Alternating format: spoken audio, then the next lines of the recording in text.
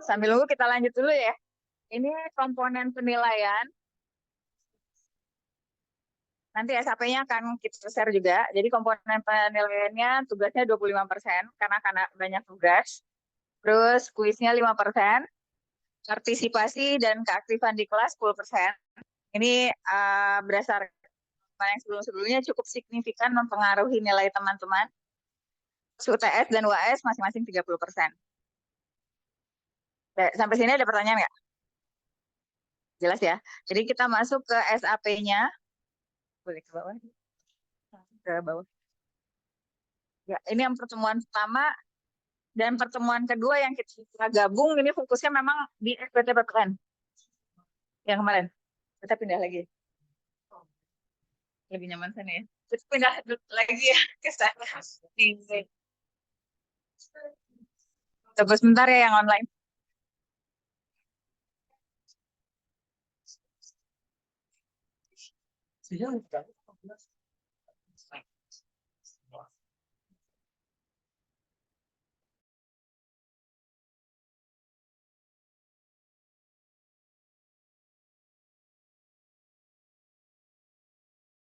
Untuk pertemuan pertama, fokusnya masih di PPN. Jadi akan dibahas konsep tentang PPN. Di sini, oh ya satu lagi ada pembagian kelompok. Nanti di teman-teman mau dibagiin apa mau milih sendiri? Pasti ya. Dibagi 4 kelompok. Kalau nggak salah mungkin sekitar 40-an ya satu kelas ya. Ya, jadi satu kelompok sekitar 10 sampai berapa belasan ya. Jadi nanti dibagi 4 kelompok, terus akan ada presentasi di pertemuan ketiga minggu depan berarti ya. 3, ke-7, ke-12, sama ke-15. Nah, terus materinya untuk hari ini kita fokus di PPN. Dari konsep-konsep PPN sampai dengan praktek pengisian. Sebenarnya ini agak sulit dengan sistem yang sekarang. Jadi mungkin kita akan nunjukin aja contoh-contoh dari faktur karena sekarang sudah sangat tersistem ya. Nanti mungkin Mas Rido akan ngejelasin lebih detail. Nah, tapi yang akan kita bahas lebih ke konsep-konsep PPN di hari ini. 2 pertemuan. Lalu di minggu depan, kita akan bahas sedikit tentang konsep PH Output. Di sini ada banyak PH Output ya, 21, 22, 23, 26, 42, sama 15. Dan presentasi kelompok. Materinya nanti akan dibagikan setelah teman-teman mengirimkan nama kelompoknya. Lalu di pertemuan keempat, kita lebih ke ibu pot PT manual untuk pasal 2126. Pertemuan kelimanya PH pasal 2326. Jadi nanti bisa teman-teman pelajari juga apa bedanya 26 yang masuk ke 21 sama 26 yang masuk ke 23. Terus yang pertemuan ke-6, ibu pot untuk SPT PPH pasal 4 ayat 2. Dan pertemuan ke-7, PPH pasal 15, termasuk review. Jadi kalau saya samarikan untuk sebelum UTS, fokusnya di PPN dan PPH Output. Akan ada 2 kali presentasi. Lalu setelah UTS, materinya ke perhitungan PPH orang pribadi. Lalu di pertemuan berikutnya pengisian SPT 1770, SS, S, dan 1770. Tahu nggak bedanya? Tahu. Adek ya, adek.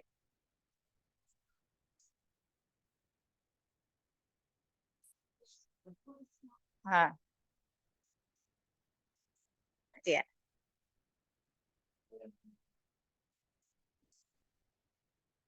Ya, oke. Ya, betul. Jadi nanti akan kita praktikkan pengisian SPT di temuan ke-10 dan ke-11. Nah, pertemuan 12 dan seterusnya ini udah masuk ke PPH Badan. Jadi perhitungan PPH Badan terutang sampai rekonsiliasi fiskal di pertemuan 12. Pertemuan 13-nya kalau teman-teman ingat waktu kita pelajaran pemeriksaan pajak kan sempat saya tunjukin audit report ya. Nah, di pertemuan ke-13 kita lebih dalam lagi membahas tentang membaca audit report dan analisisnya. Lalu di pertemuan ke-14 kita udah masuk ke SPT-nya, PPH Badan Rupiah, dan pertemuan ke-15 PPH Badan Dolar sekaligus review. Jadi kalau disimpulkan, setelah UTS materinya lebih ke PPH orang pribadi dan badan. yang SPT tahunan. Mungkin itu gambaran singkatnya untuk SHP. Ada komentar dulu nggak dari teman-teman atau ada tambahan pertanyaan? Oh iya, oh udah minta kuis aja nih. Enggak. Ya, nanti di sini udah kita tulis sih. Tulis itu di pertemuan ke-6 ya, Dok ya. 6 sama, oh ya. Iya. Nah, jadi di minggu depan tuh udah mulai tugas. Udah tugas pertama, sebelum UTS ada 2 tugas ya. Tugas 1 di minggu depan dan di pertemuan ke-7 ya, Dok. Pertemuan ke-7 ada tugas kedua. Kuisnya di pertemuan ke-6, lalu ke bawah udah lagi tugas ke-3 dan ke-4. Jadi kuis 1 kali aja. Kuis 1 kali tugasnya ada 4. Terus apa lagi ya? Eh, oh ya, sama partisipasi. Nanti saya tanda-tandain yang aktif ditulis seperti biasa. Ada pertanyaan lagi? Nggak. Kalau udah jelas mungkin saya kembalikan ke Mas Ridho. Silakan. Oke, selamat siang teman-teman semua ya. Mungkin perkenalan kembali, saya Rido dari PMUC, khususnya di divisi Tax Compliance. Mungkin kalau kemarin sempat main ke MUC, ada di lantai 2 ya, pas pengambilan pajak ya. Nah, di hari ini kan kita menggabungkan 2 tema ya, 2 submateri, yaitu di penghitungan PPN, kemudian dan juga traffic pengisian. Tapi dalam perjalanannya mungkin nggak akan saya bahas detail ya, secara objek PPN itu apa, kemudian penghitungan itu bagaimana. Saya cuma mungkin meng-highlight hal-hal yang sifatnya mungkin baru, dan itu sering banyak kejadian di prakteknya. Jadi mungkin nanti teman-teman kalau ada pertanyaan atau yang pernah sudah magang gitu ya, kok dulu kayak gini-gini atau pernah dengar dulunya bagaimana, feel free untuk kita diskusi juga dalam proses belajarnya gitu ya teman-teman ya. Saya share dulu filenya.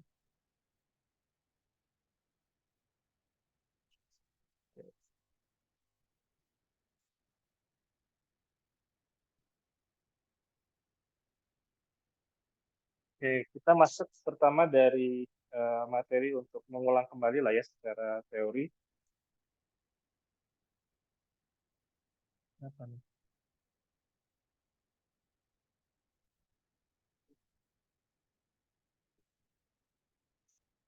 Oke. Jadi saya akan pertama kan mulai dari struktur pajak ya. By definisi kan struktur pajak itu adalah bukti pungutan ya. Cuman kalau teman-teman yang teman-teman ketahui mengenai struktur pajak itu apa aja? Anything ya yang teman-teman tahu ya. Ada yang punya pendapat?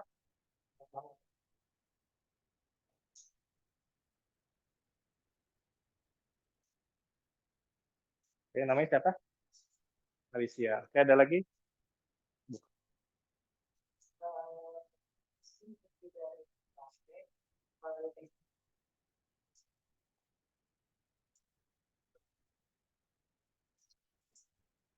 Ya betul, itu juga betul. Namanya udah dapat ya, masih juga hafal ya.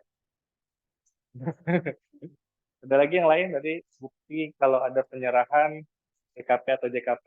Tadi Alicia bukti untuk keperluan pengkreditan pajak masukan. Ada lagi nggak? Berpajak apa aja?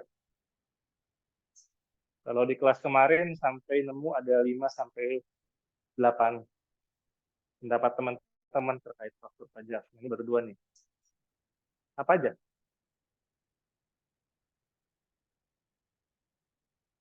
Kira-kira apa? Kalau faktur pajak, ada dokumen lain yang dipersamakan, pernah dengar nggak?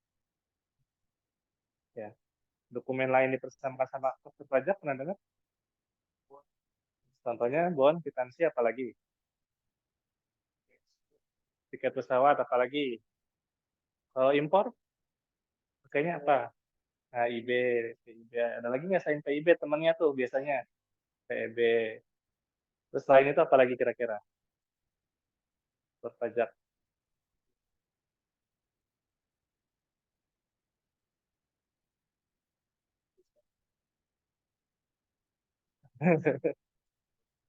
Ya, overall jawabannya benar ya. Maksudnya semua yang tadi kita bahas itu memang bagian dari faktur pajak.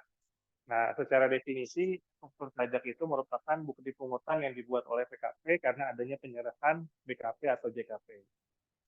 Gitu ya. Nah, kemudian eh, berbicara mengenai faktur pajak, tadi kita sempat membahas mengenai adanya penyerahan. Nah, di Undang-Undang PPN didefinisikan kembali penyerahan apa yang harus dibuat faktur pajaknya. Nah, kan ada penyerahan barang dari dalam ke dalam, ada penyerahan barang dari dalam keluar, ada penyerahan barang dari luar ke dalam, atau penyerahan jasa dari dalam ke dalam. Nah, kalau misalkan penyerahannya dilakukan dari luar daerah Fabian ke luar daerah Fabian, kira-kira terutang PPN dan harus dibuat faktur pajak nggak? Nah, siapa yang menjawab? Ayo, tunjuk tangan, terus kasih tahu namanya. Gak apa-apa, kita nggak harus benar, nggak harus. Kalau benar poin plus, kalau salah juga nggak apa-apa, namanya juga belajar. Dari luar ke luar, kira-kira terutang PPN nggak? Dari luar ke luar? Nggak. Nah, belum ada pabrikan. Nah, di dalam SPT PPN perlu dilapor nggak? Yakin. Jadi, misalkan gini nih, kan tadi kita sepakat ya, penyerahan yang dilakukan dari luar daerah Fabian keluar di luar daerah Fabian tidak di PPN, ya karena di luar daerah Fabian. Dalam SPT PPN tidak harus dilapor, menurut teman-teman. Nah, prosesnya kalau nih tinggal lapor kan ketika ada penjualan yang dilakukan di luar daerah Fabian, di luar daerah Fabian kan tetap diakui sebagai penjualan kan dalam PPh Badan. Di PPN tetap diakui nggak kira-kira? Nah, diakui kenapa? Ya, diakuinya sebagai apa? Penjualan. Bagiannya tahu nggak yang mana? Tadi jawabannya enggak, ada nggak? Tadi jawabannya di yang enggak, tadi enggak ya? Hmm, nggak tahu. Nah, secara pelaporan tetap harus dilapor.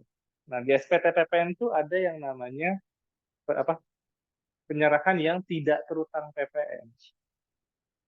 Gitu. Jadi eh, penyerahan yang tidak terutang PPN itu untuk mengcover penyerahan-penyerahan yang tidak ada PPN ya, termasuk tadi penyerahan barang.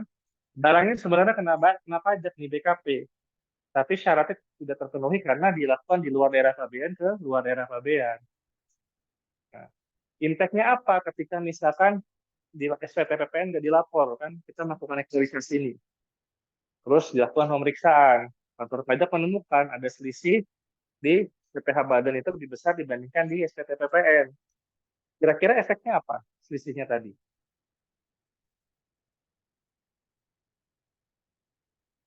Apa? Kebayang nggak? Kan secara penyerahan aktualnya di luar daerah Fabian nih. Tapi karena nggak dilapor, kira-kira kantor pajak mikirnya ini sebagai transaksi apa? Transaksi legal betul. Transaksi penyerahan dalam negeri yang tidak dilakukan pemungutan PPN gitu. Jadi nantinya teman-teman harus hati-hati nih ketika masuk ke dunia kerja melihat ini kok ada transaksi yang tidak terutang PPN, itu perlu di follow up lebih lanjut. Transaksinya bagaimana? Minta dokumentasinya.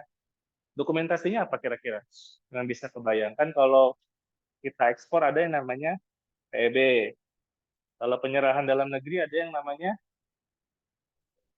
ketika jual di dalam ke dalam, tetap aja kan. Ketika kita impor dokumennya apa? PIB. Nah, ketika penyerahan dilakukan dari luar ke luar apa dokumennya yang bisa membuktikan? Invoice apa lagi? Ada lagi nggak?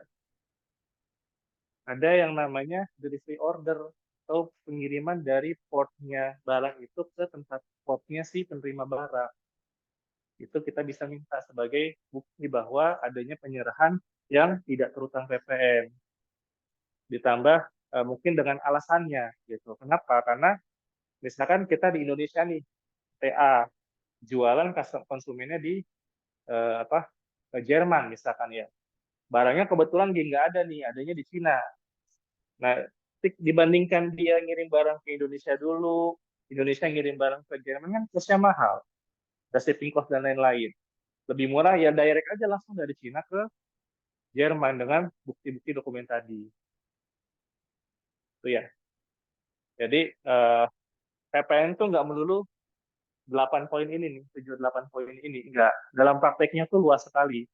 Ada nanti yang tadi luar keluar, kemudian ada yang benar-benar penyerahan yang bukan objek pajak dan lain-lain. Jadi tinggal membuktikan gitu bagaimana memang transaksi itu memang tidak boleh dipungut PPN. Justru kalau dipungut PPN kita salah,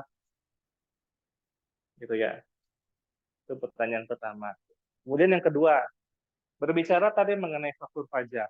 Kan faktur pajak dibuat ketika adanya penyerahan BKP.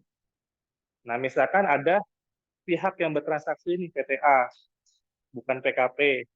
Atau saya sama Mas Tigor ya. Mas Tigor jualan laptop, saya beli ke Mas Tigor. Terus Mas Tigor bilang, ini saya pungut PPN ya, gitu. Kira-kira boleh nggak kayak gitu? Nah, siapa yang mau jawab? Nih banyak banget, sayang banget kita catat. Ya, karena syaratnya harus apa? Kalau wajib pajak memungut PPN itu syaratnya apa? PKP. Kalau tetap dilakukan gimana? Misalkan Mas Rigo tetap maksa nih, udah saya pungut PPN, ini buktinya ada. Kira-kira ada sanksinya nggak? Dia bukan PKP tapi dia pungut PPN. Ada sanksinya nggak? Nggak ada. Ini punya jawaban lain pajaknya. Berarti tetap boleh ya. Tetap boleh, yang penting disetor gitu ya. Nggak apa? Tuh, nggak apa-apa. Namanya menjawab, ada punya jawaban lain? Boleh nggak kira-kira? Bukuan, oke. Dia punya jawaban lain? Ini dicatat loh. Kira-kira boleh nggak? Ada yang punya jawaban berbeda nggak? Nggak boleh. Karena dia bukan PKP, tapi alasannya nggak tahu. Jawabannya nggak boleh ya. Karena ada sanksi pidana. Pidana loh. Pidana. Karena masuk ke dalam tindak pidana perpajakan. Dia melakukan hal yang tidak boleh dia lakukan, yaitu melakukan pemungutan PPN karena dia bukan PKP. Jadi di prakteknya juga nanti teman-teman perlu perhatikan. Dulu tuh sering kejadian kayak gitu. Karena kenapa? Sebelum sekarang kan namanya e-faktur ya, faktur pajaknya ada barcode-nya, kalau teman-teman lihat. Dulu tuh nggak ada. Dulu faktur pajak itu, eh, teman-teman tahu kertas apa namanya ya? Carbonize nggak sih? Kalau diisi langsung nembus sampai 3 lapisan ke bawah. Tahu ya? Ya, sejenis itu. Dulu kebanyakan tuh bikin kayak gitu. Jadi mereka print satu rangkap itu nanti disimpan sama mereka, satu rangkap buat bagian apa namanya loader, satu rangkap lagi buat kliennya, buat customernya. Dulu pakai itu dan banyak disalahgunakan sama WP dan untuk ada transaksi.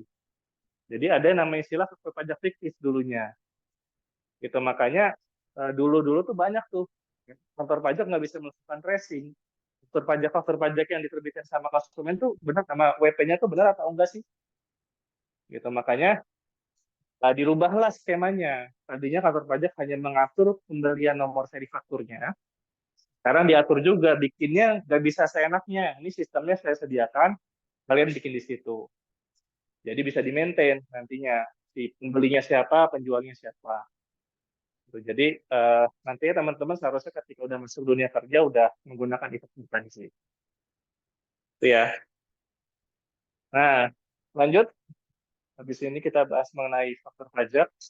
Nah, kita berbicara mengenai basic lagi ya. Saat pembuatan faktur itu relate dengan saat terutangnya TPN. Saat terutangnya TPN apa? Siapa? Saya nggak mendengar. Kalau nggak ada yang tunjuk tangan, saya tunjuk tangan. Ya, boleh. Down payment atau pembayaran ya. Jadi mana yang lebih dulu bahasanya gitu ya. Saat terjadinya pembayaran atau saat terjadinya penyerahan. Nah, di sini pun sama. 5 poin ini membahas dua hal tadi. Penyerahan, penerimaan pembayaran, penerimaan pembayaran termin sama mengekspor BKP JKP.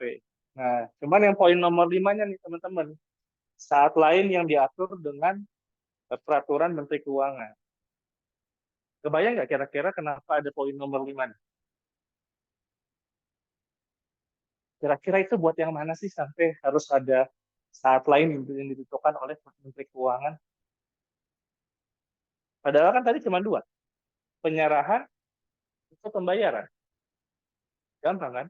Tapi kenapa ada klausul ini nih? Saat lain yang ditentukan oleh Menteri Keuangan. Kira-kira punya bayangan nggak? Ketika melakukan pembayaran kan jelas ya, ada bukti uang yang diterima. Ya, ada bukti transfer dan lain-lain. Itu kita nggak, gimana? Oke, betul, tapi bukan itu jawabannya. Konteksnya bukan itu. Ada lagi? Nanti akan kita bahas di sana, tapi belum sampai sejauh itu. Ini basic banget. Jadi kalau pembayaran itu kan tadi buktinya apa? Bukti transfer kan? Cash, apa nama bayar cash dengan kwitansi atau bukti transfer sekarang. Nah, ini diatur untuk penyerahan. Penyerahan apa? Kalau penyerahan barang, isinya kelihatan kan? Nah, penyerahan jasa, ngeliatnya gimana? Kebayang nggak? Kapan jasa itu diserahkan? Kebayang nggak? Makanya diatur di sini. Saat lain ditentukan oleh Menteri Keuangan. Karena kenapa? Mendefinisikan jasa itu diserahkan itu sulit. Bisa jadi jasa itu udah berlangsung setahun yang lalu, tapi invoice-nya baru hari ini. Gitu. Nah, terutangnya hari ini atau sebelumnya, gitu. Atau kapan mulainya, gitu kan. Nah, untuk jasa paling gampang dilihat dari ketika dilakukan penagihan. Walaupun misalkan jasanya udah berlangsung lama, misalkan jasa konsultasi lah. Nah, ketika dilakukan penagihan itu salah terutangnya jasa. Gitu. Ketika penagihan nggak ada gimana? Dilihat agreement-nya, tertuang di agreement. Gitu. Jadi itu kenapa ada mengakomodir saat lain yang ditentukan dalam peraturan Menteri Keuangan. Itu konteksnya banyak lagi yang lain. Nanti teman-teman bisa cari lagi di Google. Cuman contoh paling gampang seperti itu ya. Ada pertanyaan nggak sampai sini? Dapat bayangannya ya, tapi ya. Nanti kalau ada bingung silakan tanya ya, supaya nggak makin bingung. Nah, nomor seri faktur. Udah belajar? Belum? Belum ya? Jadi ini nomor seri faktur ya teman-teman ya. Ada berapa ya? 16 digit. Yang dua digit pertama itu menandakan kode transaksi. Satu digit setelahnya itu mendefinisikan dia itu faktur pengganti atau normal. Setelahnya nomor ini given diberikan oleh kantor pajak. Ya, tapi yang teman-teman bisa lihat di antara strip dan titik nih, kan ada dua angka ya. Nah, itu biasanya melambangkan tahun. Jadi kalau titik-titik strip 2024, nah itu sektor pajaknya digunakan untuk tahun 2024. 23, 2023, dan seterusnya. Ya. Nah, untuk dua digit pertama, untuk kedua digit pertama, teman-teman tahu nggak ini fungsinya buat apa? Kode transaksi tadi. Siapa? Contohnya?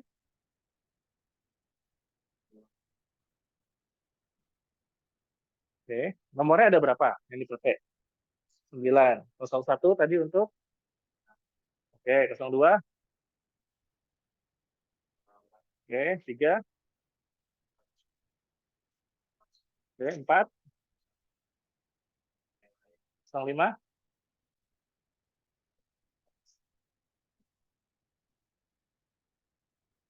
oke, good, 06,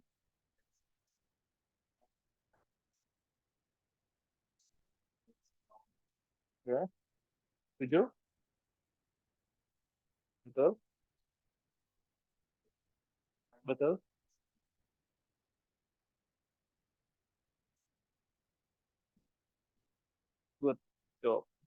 Gitu ya jawabannya ya.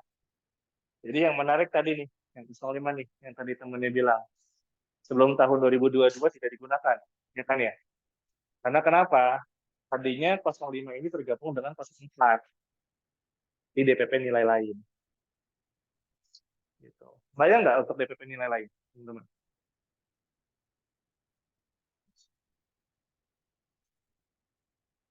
Bayang nggak kira-kira?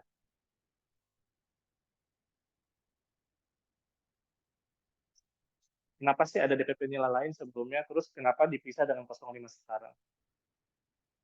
Jadi DPP nilai lain itu nilainya tidak sama dengan nilai penyerahan, ya. Atau juga eh, nilainya itu tidak merefer ke nilai penjualan sebenarnya. Contohnya adalah ada dua contoh nih. Yang pertama ketika digunakan untuk pemakaian sendiri atau barang promosi.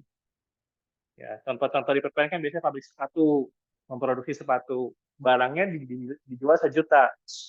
Biasanya di sini 1 juta nih, nilainya 1 juta, DPP-nya 1 juta, PPN-nya 10% dulu kan, jadi 100.000. Nah, karena ada penggunaan sendiri untuk produksi, dipakai pak karyawannya, itu nilainya nggak menggunakan 1 juta satu piecesnya, tapi menggunakan nilai harga produksi dari satu pasang sepatu tersebut. Let's say dari harga 1 juta tadi, harga produksinya cuma 400.000. Nah, nilai yang digunakan di sini adalah 400.000. Penyerahannya 400.000, DPP-nya 400.000. Nanti di sininya 040. Itu pertama. Nah, contoh kedua adalah yang selain tadi, DPP nilai lain digunakan dulunya untuk penyerahan eh, jasa pengurusan transportasi, jasa kurir, biro pariwisata. Nah, kenapa beda dulunya? Karena misalkan di sini 1 juta nih. Nah, nilai DPP-nya itu bukan 1 juta, 10% dikali 1 juta. Jadi 100.000. PPN-nya berapa? 10% dikali 100.000. Yaitu 10.000. Makanya sebelum 2022, istilah DPP nilai lain itu kadang-kadang disebutnya PPN 1%. Karena kenapa? Karena nilai PPN-nya 1% dikali DPP. Gitu. Dikali penyerahan ya, maaf. 1% dikali nilai penyerahan seperti tadi. Nah, sekarang dipisah. DPP nilai lain itu digunakan untuk khusus untuk pemakaian sendiri dan promosi. Nah, 05 baru untuk yang tadi, penyerahan jasa pengurusan transportasi, biro pariwisata, jasa kurir. Nah, itu makanya 05 dengan kalau menggunakan struktur pajak. Nah, bedanya di mana? Bedanya di sini nih, teman-teman. Harga tadi contohnya kan 05 1 juta ya, penyerahan apa namanya biro pariwisata misalkan. Di sini 1 juta. DPP-nya juga 1 juta. Yang membedakan adalah PPN-nya yaitu 1,1%. Makanya disebutkan adalah di sini PPN yang dipungut dengan besar tertentu. Itu karena dulu sebelum undang-undang HPP nggak ada PPN dengan besar tertentu. PPN tetap sama 10%. Yang diatur penggunaan DPP nilai lain. Gitu. Bayang ya? Ada pertanyaan?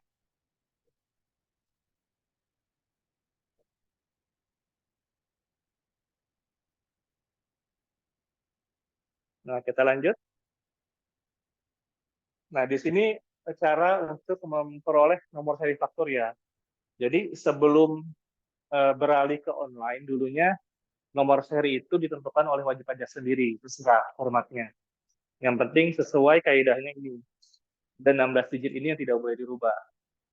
Yang baku adalah 01, 3 digit pertama, sampai titik yang terakhir nih. Nah, 8 digit terserahnya itu terserah wajib pajak. Mau 00001 boleh. Mau 10001 mulainya juga boleh, terserah wajib pajak. Dulu nggak diatur. Kantor pajak pusing sendiri dia melakukan pengecekannya. Nah, reformasi yang kedua diatur. Kalian nggak boleh nerbitin faktur dengan nomor sendiri. Harus minta ke kita. Nah, wajib pajak mengajukan permintaan nomor seri faktur. Gitu. Nah, permintaannya bagaimana? Permintaannya adalah maksimal 120% dari transaksi 3 bulan terakhir. Gitu. Jadi kalau di akhir tahun tuh biasanya eh, kan tadi berubah ini ya, kode tahunnya berubah. Ketika awal tahun tuh wajib pajak harus minta. Karena 2024 kan, 2023 tidak bisa digunakan di 2024. Nah, akhir tahun tuh pasti selalu minta perusahaan-perusahaan nomor seri faktur untuk digunakan per 1 Januari. Nah, yang dia minta adalah 20% dari transaksi penyerahan di Desember, November, dan Oktober. Jadi, let's say misalkan penyerahan Oktober 100, November 100, Desember 100. Yang diminta 120% dikali total ya 300 tadi. Nanti diminta 360. Dahulu seperti itu. Uh, jadi dulu minta secara langsung KPP, sekarang melalui sistem yang namanya Innova ini. pajak.go.id.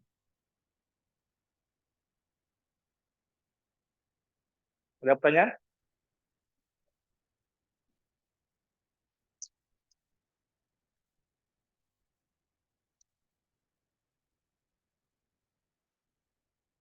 Ada pertanyaan nggak? Ada pertanyaan? Belum ya?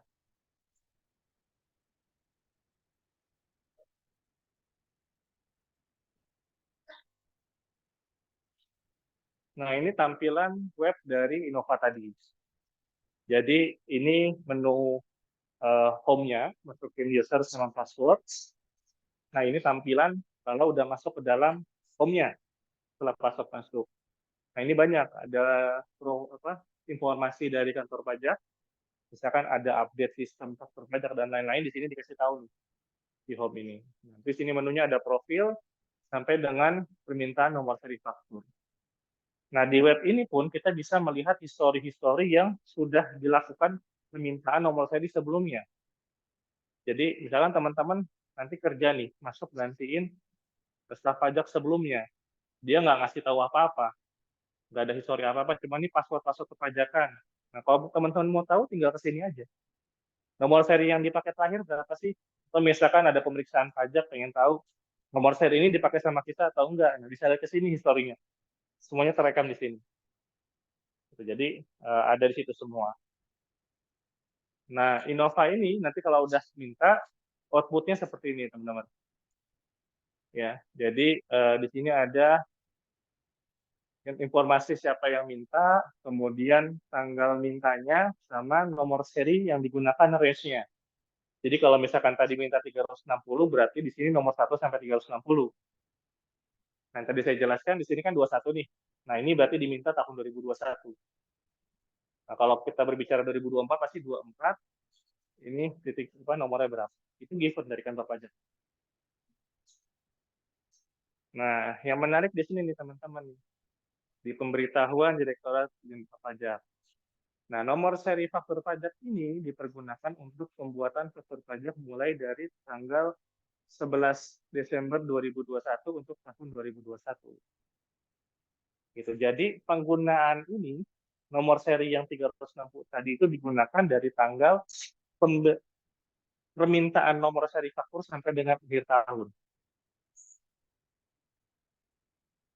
Ya, nggak bisa tuh kita pakai permintaan nomor seri hari ini dipakai untuk yang transaksi yang kemarin, nggak bisa.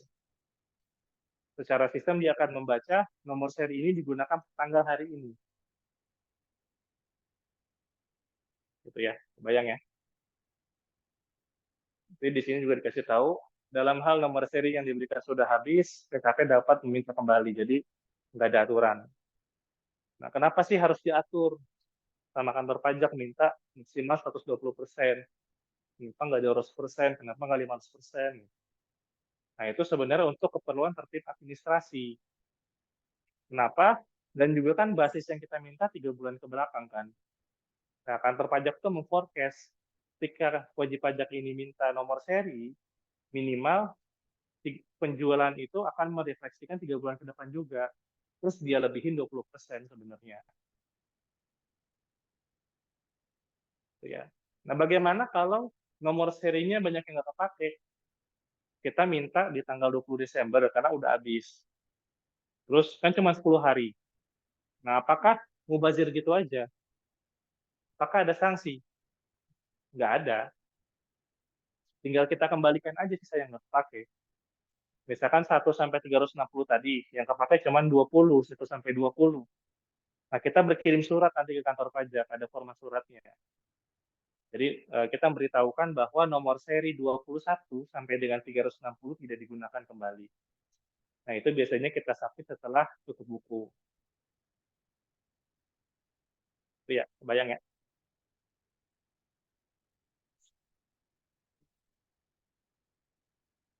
Nah, ini untuk pengkreditan pajak masukan. Nah, tadi untuk faktur pajak ada pertanyaan?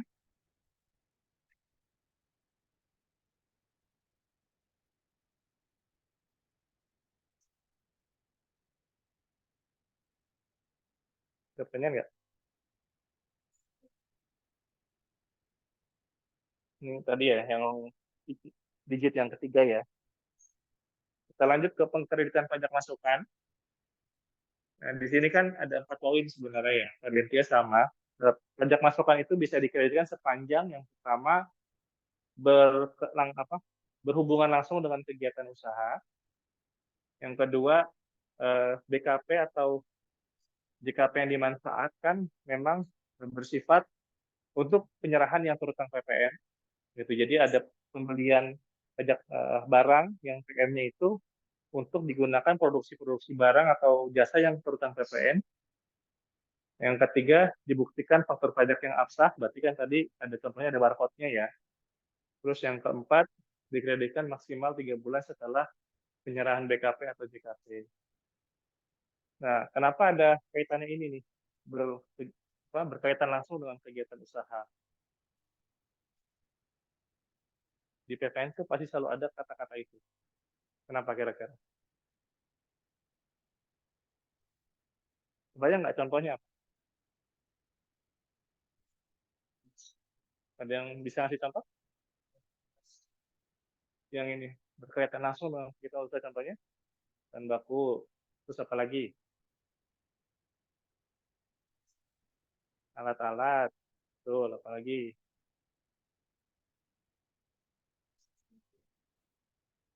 Betul. Nah, apakah ada PPN yang tidak berkaitan dengan kegiatan usaha? Apa contohnya?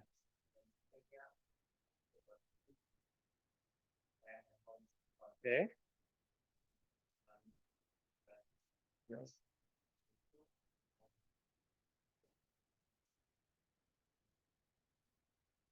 Oke, betul. Berarti pemakaian ini ya, pajak masukan dari mobil ya. Ada lagi? Jadi kita harus mendefinisikan nih, dapat pajak masukan tuh nggak asal dapat kreditin enggak. Kita lihat dulu transaksinya apa. Tadi kalau berkaitan dengan produksi, distribusi, manajemen, bahan baku, itu bisa. Tapi kalau yang lain bagaimana? Tadi misalkan mobil nih, sewa mobil. Nah, mobilnya buat siapa dulu?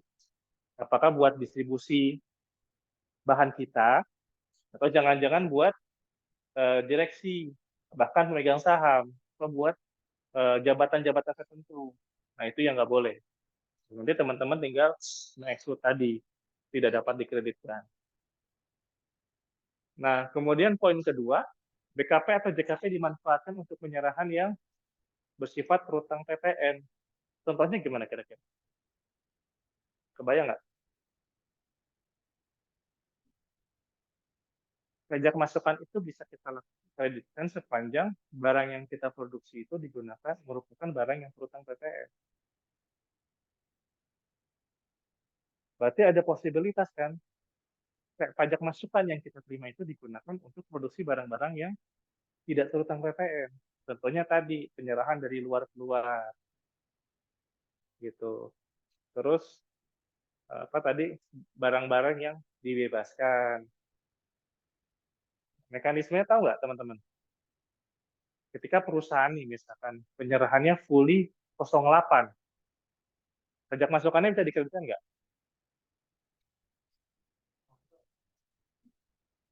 Dia produksi apa misalkan ya?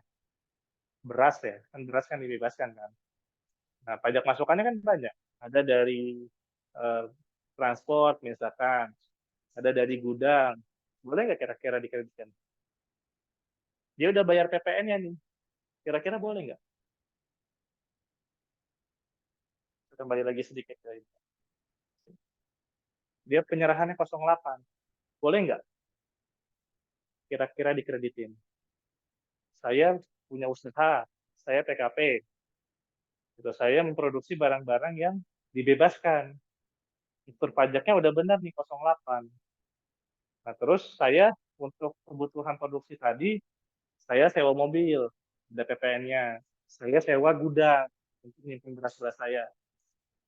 Nah, PPN dari gudang sama mobil tadi bisa dikreditin nggak sama saya? Ini untuk keperluan bisnis, nggak ada pribadi. Boleh dikreditkan.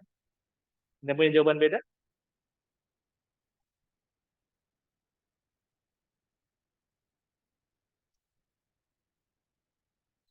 Jawabannya nggak boleh ya. Karena dia tidak tukang PPN, dibebaskan kan. TM-nya nol. Jadi pajak kita nggak berhak untuk melakukan pengkreditan pajak masukan. Lain hal ketika saya 07, ya, saya jualan laptop, saya jual ke kawasan, ya kan? Saya dapat fasilitas 07 nih, tidak dipungut. Nah, pajak masukannya bisa dikreditkan nggak?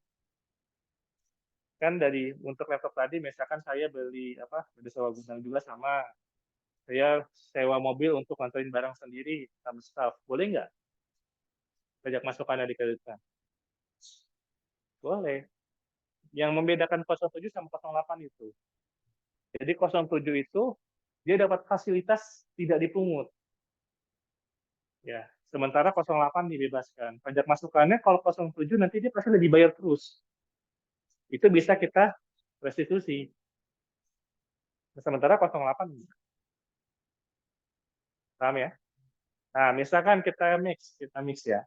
Saya melakukan penyerahan 01 sampai 08. Tadi beras contohnya ya, itu beras. Kemudian saya punya transaksi lain nih. Apa yang terutang PPN ya?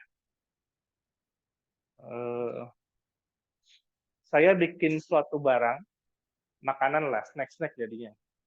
Itu kan ada PPN-nya kan. Nah, pajak masukannya banyak tuh. Ada tadi sewa gudang. Gudangnya nggak cuma buat simpan beras, tapi juga nyimpen barang-barang yang tentang PPN yang 01. Kemudian mobil yang saya sewa juga digunakan untuk nganterin distribusi beras dan juga produksi makanan tadi. Kira-kira boleh nggak saya kreditin? Kalau boleh, gimana caranya? Kalau nggak boleh, kenapa? Kebayang nggak pertanyaannya? Bayang ya. Ya. Jadi PPN tuh nggak cuma hitung lebih pajak keluaran dikurangin pajak masukan. Temanya banyak tuh. Gimana dengan pertanyaan tadi? Yang di online ada yang punya jawaban?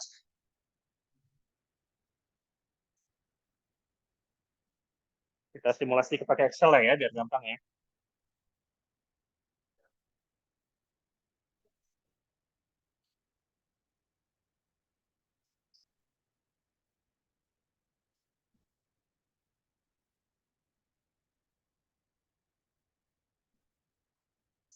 Ini penyerahan.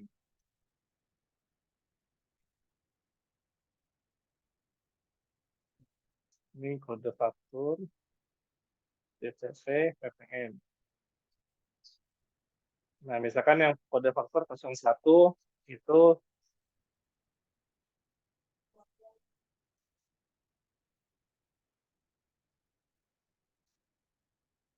100 juta, PPN-nya sekarang kan 11%. Nah, kemudian 08, nilainya 50 juta. Ini nggak ada PPN-nya. Total, ini penjualan.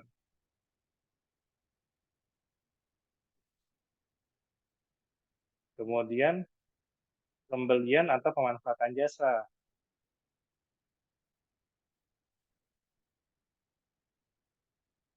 Pemanfaatan jasa.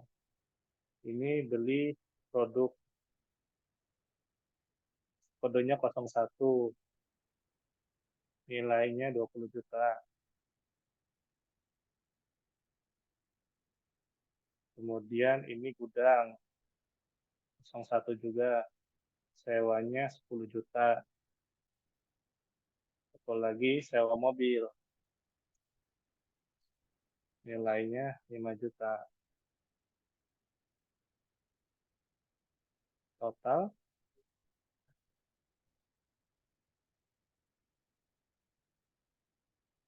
nah, keterangannya digunakan untuk penyerahan 01, digunakan untuk penyerahan 01 dan 04. Nah, kira-kira kalau kayak gini gimana?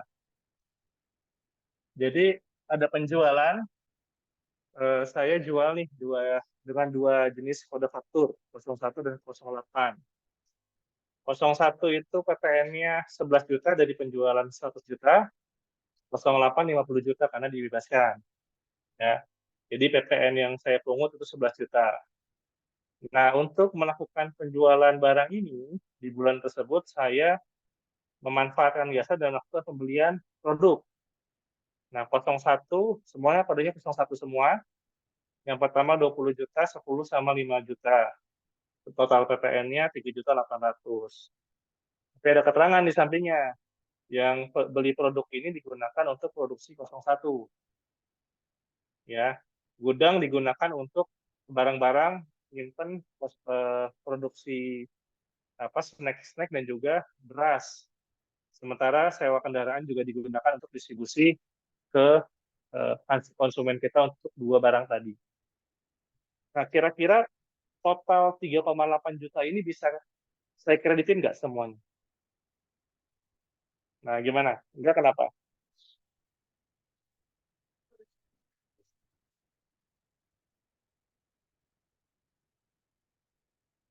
Apa namanya?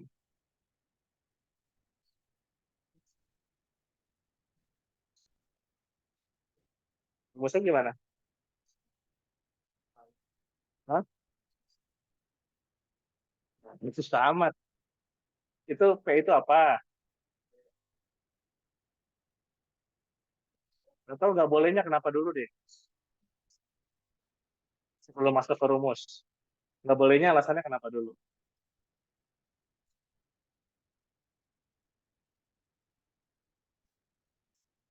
Jawabannya betul, nggak boleh nih, saya kasih tahu. Tapi alasannya apa kira-kira?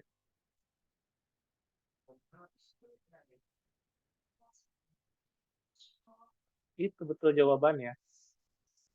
Gitu. Jadi kalau perusahaan melakukan dua penyerahan yang terutang dan tidak terutang PPN, dan ada pajak masukan yang berkaitan dengan dua-duanya, itu kita nggak bisa kreditin semua. Ya, ada dua metode. Tadi betul, itu pakai rumus. Tapi yang paling pertama adalah kita bisa misahin nggak dari tiga penyerahan ini, dari tiga pajak masukan ini, mana yang relate langsung sama 01 sama 08. Itu dulu yang harus dilakukan. Bisa nggak? Di sini saya ngasih keterangan. Yang beli produk ini digunakan untuk produksi barang-barang yang pada faktor pajaknya 01. Berarti 2.200.000 ini boleh saya kreditin semuanya. Itu boleh. Sementara yang gudang dan sewa itu nggak boleh. Ya. Apa? Mm-mm. Enggak, sebagian. Nah, baru pakai persentase tadi. Nah, persentasenya bagaimana? Tinggal kita hitung.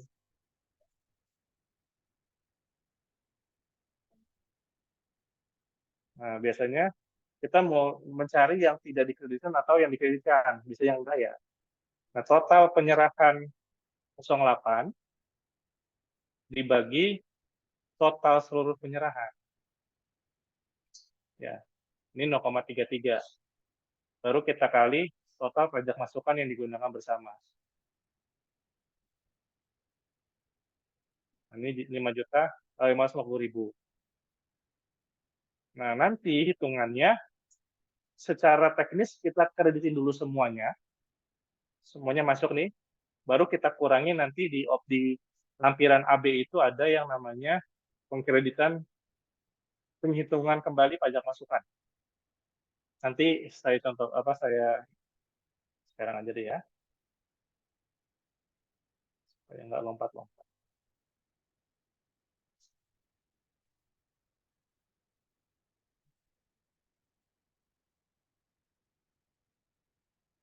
Nah, di lampiran AB ada ini nih, di bagian 3-nya. Di bagian 3 huruf B 3. Hasil penghitungan kembali pajak masukan yang telah dikreditkan. Jadi 3.850 ini kita masukin dulu sebagai keseluruhan pajak masukan yang kita kreditkan. Kemudian kita punya kertas kerja untuk menghitung yang tidak boleh dikreditkan itu berapa. Nah, di sini kan 550. Nah, nanti kita input ke sini 550.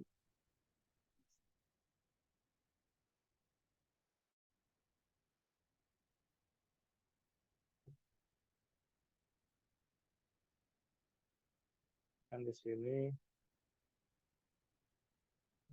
kan totalnya 3.850. Ini minus. Jadi 3.300.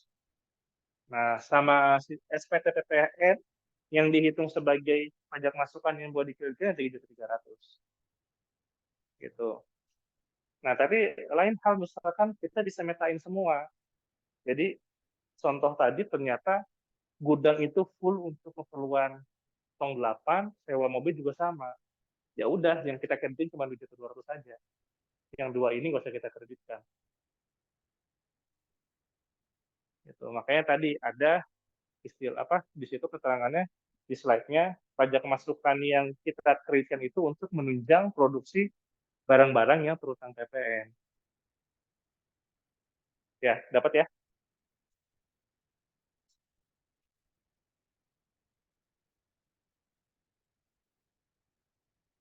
Nah, selain tadi contoh 01 dan juga 07 dan 08, kira-kira untuk yang 05 perlakuannya gini. Apakah dia boleh mengkreditkan pajak masukannya? Boleh. Dia punya jawaban lain? Jawabannya nggak boleh. Kenapa? Dia udah dapat fasilitas PPN dengan besaran tertentu. Gitu.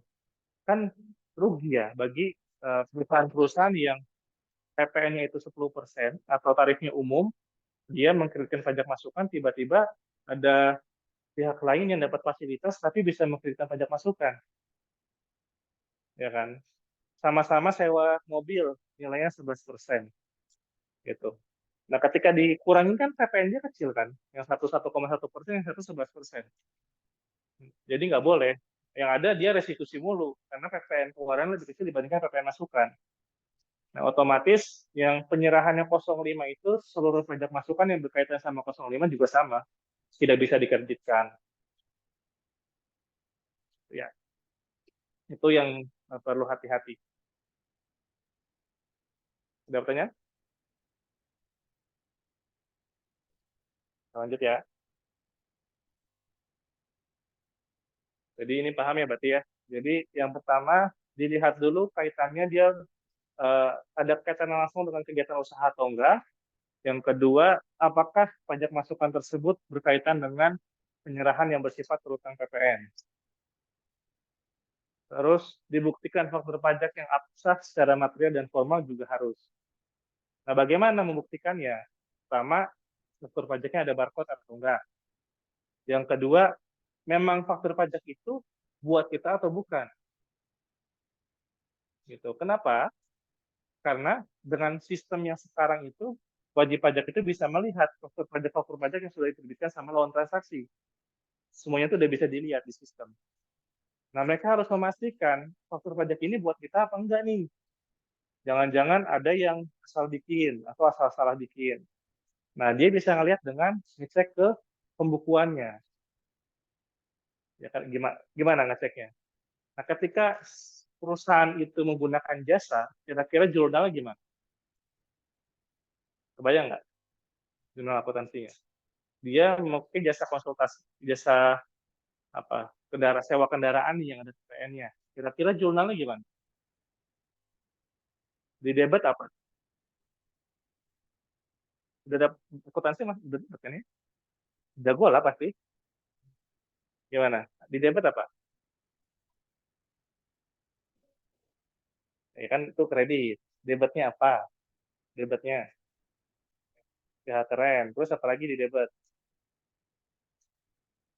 VAT, in apa out? Berarti in. Di lawannya berarti tinggal dipilih bank, HP, atau cash ya. Nah, ngeceknya tadi, berarti ketika dapat faktur pajak, nilai VAT ini sama dengan faktur pajak itu apa enggak? Gitu. Jadi bisa jadi juga dia terima faktur pajak belum dicatat kan mungkin aja. Gitu, karena belum ada pembayaran dan lain-lain. Atau skip lah gitu. Itu mungkin aja. Makanya perlunya kita melakukan pengecekan validitas faktur pajak tadi nggak hanya melalui sistem, tapi di pembukuan internal perusahaan itu bagaimana. Gitu. Jadi teman-teman udah tahu tuh alur penerbitan apa penjurnalan ya, tinggal melogikakan ke ini aja, ke apa faktur pajaknya itu. Nah kalau memang ternyata di sistem nggak ada, kita cek secara tracing, kita nggak pernah transaksi sama mereka kok, ya itu dikembalikan aja. Gitu. Kita nggak merasa melakukan transaksi ini daripada dikreditkan menjadi bermasalah ternyata itu faktur pajaknya fiktif, gitu kan. Jadi ya lebih baik ya dikembalikan aja. Itu ya. Nah ini apa namanya alur untuk bikin faktur pajak keluaran ya. Jadi dalam pembuatan faktur kan tadi saya jelasin dulu tuh secara internal mereka bisa bikin sendiri dengan nomor yang terserah mereka, kemudian diatur nomornya tapi tetap mereka yang bikin sendiri. Nah sekarang enggak, ada yang namanya e-faktur desktop. Kenapa desktop? Karena sistem tadi itu dilakukan instalasi di PC. Ya, jadi dia bukan basisnya bukan web. Jadi mungkin kayak game ya, game tapi bisa online. Jadi database-nya itu terekam di PC. Dan nanti ketika servernya connect, database-nya saling connect sama lain dengan server DJP.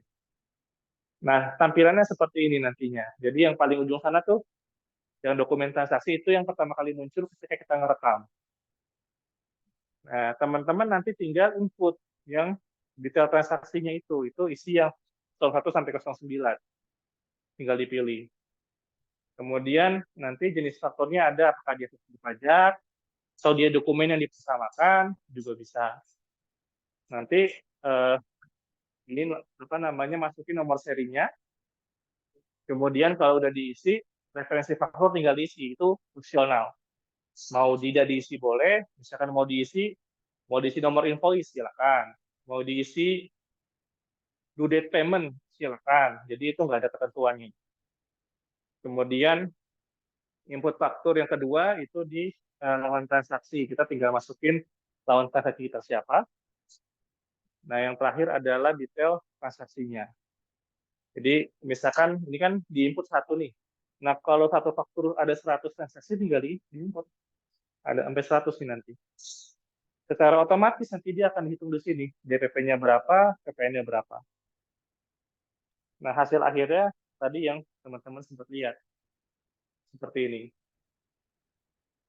Jadi nanti dapat ini nih, setelah di-save, di-upload, dia muncul ini. Tapi kalau cuma di-save tanpa di-upload, nggak ada barcode-nya. Jadi misalkan takut nih salah, belum jelas transaksinya, mau dikirim dulu draft fakturnya, tapi nggak usah di-upload, terus di-save, nanti ada menu untuk disimpan. Nanti barcode ini bisa di-scan sama teman-teman dengan menggunakan handphone ini. Itu yang kedua. Itu untuk apa namanya pajak keluaran. Nah, selanjutnya kita akan bahas mengenai nota retur dan nota pembatalan. Pernah dengar? Apa itu nota retur? Apa itu nota pembatalan? Bayang nggak bedanya? Yang punya jawabannya? Ya.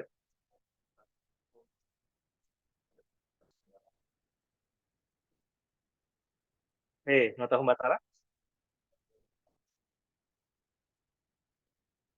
Berarti transaksinya batal ya? Ya. Hampir benar. Ada yang punya jawaban lain? Ya.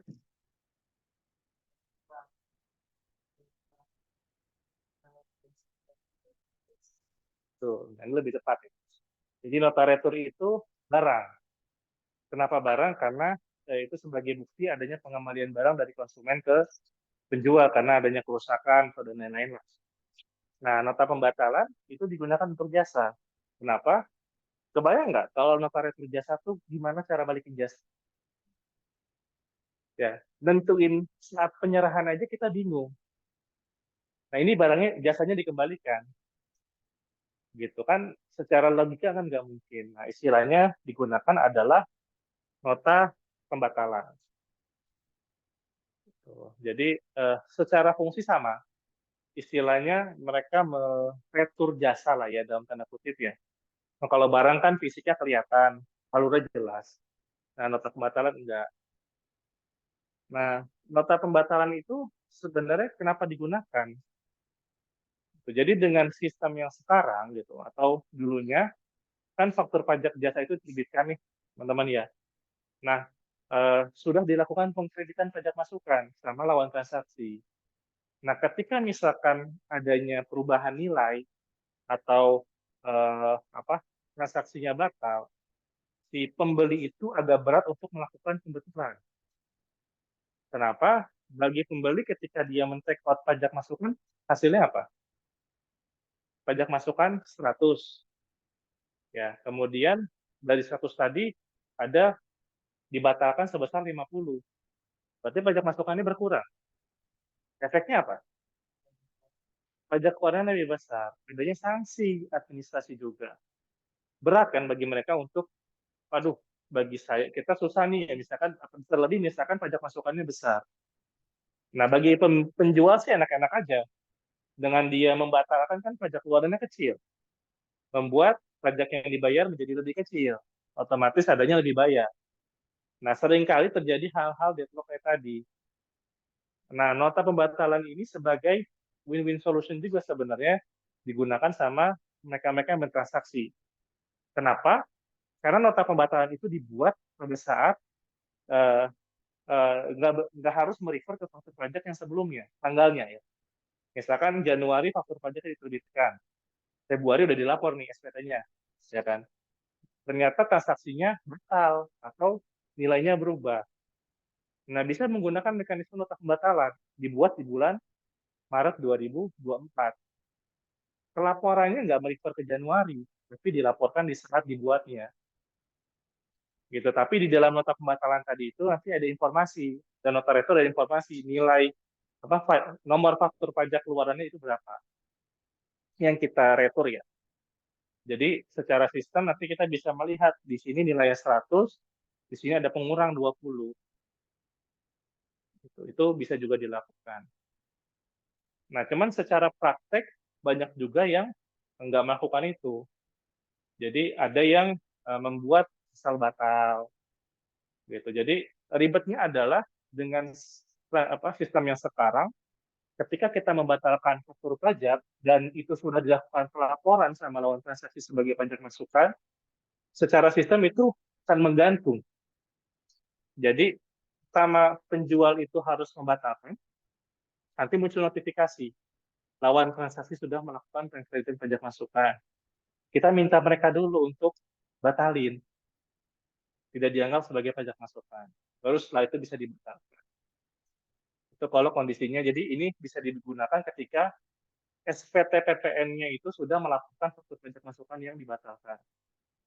Nah, tapi kalau kondisinya SPT PPN yang belum dilaporkan, nggak usah pakai ini, juga bisa. Tinggal dibatalkan fakturnya, bikin berita acara pembatalan faktur, dikirim ke kantor pajaknya penjual dan pembeli, ya kan? Karena pajak masukan pajaknya belum dianggap sebagai pajak masukan oleh lawan transaksi. Jadi itu lebih mudah. Jadi ada opsi tadi bisa dipertimbangkan juga nanti teman-teman ketika apa namanya eh, ini ya ketika masuk ke dunia kerja nanti. Jadi opsinya harus batalin faktur enggak gitu. Kayak nota pembatalan aja. Jadi pajak apa terhindar dari sanksi administrasi.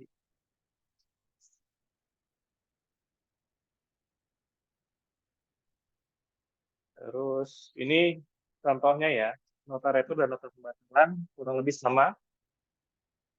Nah, ini yang tadi saya jelasin nih. Di atas ini ada nih nota pembatalan, nomornya itu berapa, atas faktur pajak nomor berapa sama tanggal berapa. Jadi dia otomatis ngeling.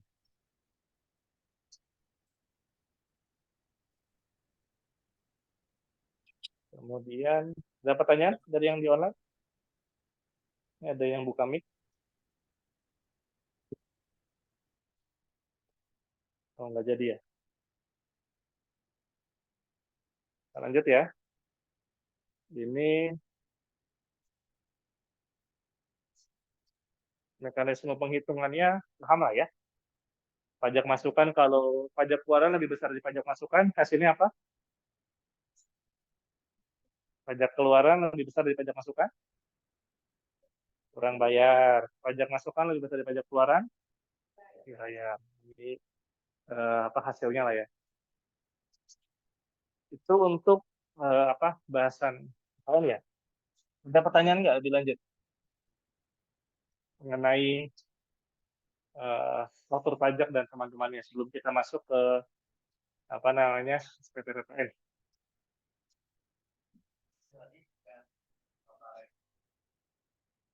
Ya, ya.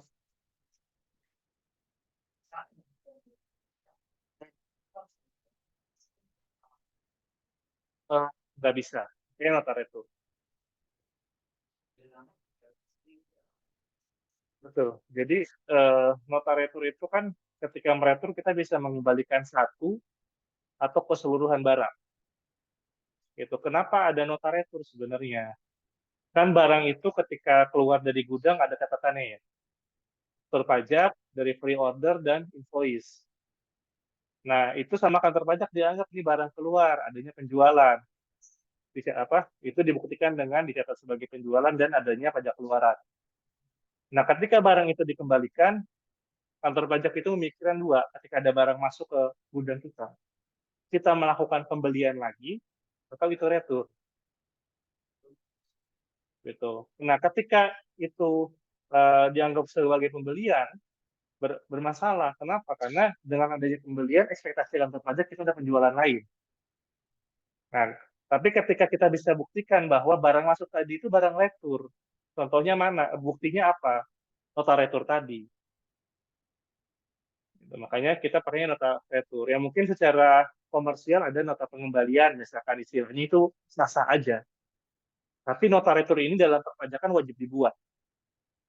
Nanti mau disupport dengan nota pengembalian lah, atau apapun bahasa di internalnya mereka ya, itu nggak masalah untuk memperkuat nota retur tadi. Tapi secara pajak nota retur ini bisa dibuat. Yuk, ada lagi? Nanya? Oke, kita lanjut ke materi berikutnya. Nah, mungkin di SPT PPN ini saya nggak bisa ini ya sampaikan langsung ya karena ada unsur confidential data klien. Jadi nanti yang saya tampilkan hanya apa namanya ya, hanya screen capture-nya aja. Jadi teman-teman kalau mau cek lebih lanjut bisa dari YouTube banyak juga yang edit-edit ya caranya bagaimana. Zoom-nya.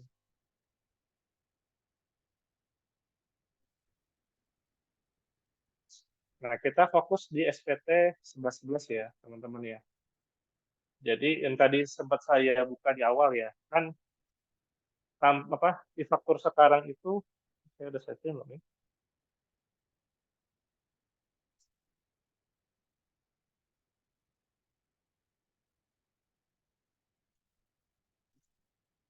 Lihat dulu ya.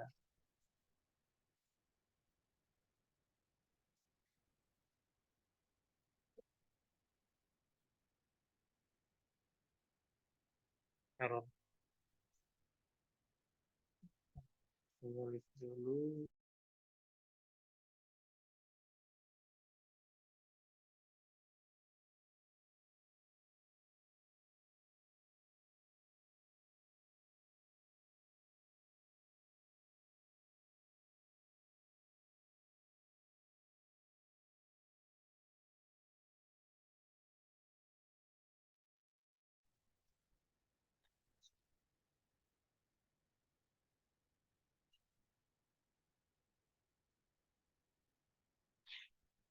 Oke.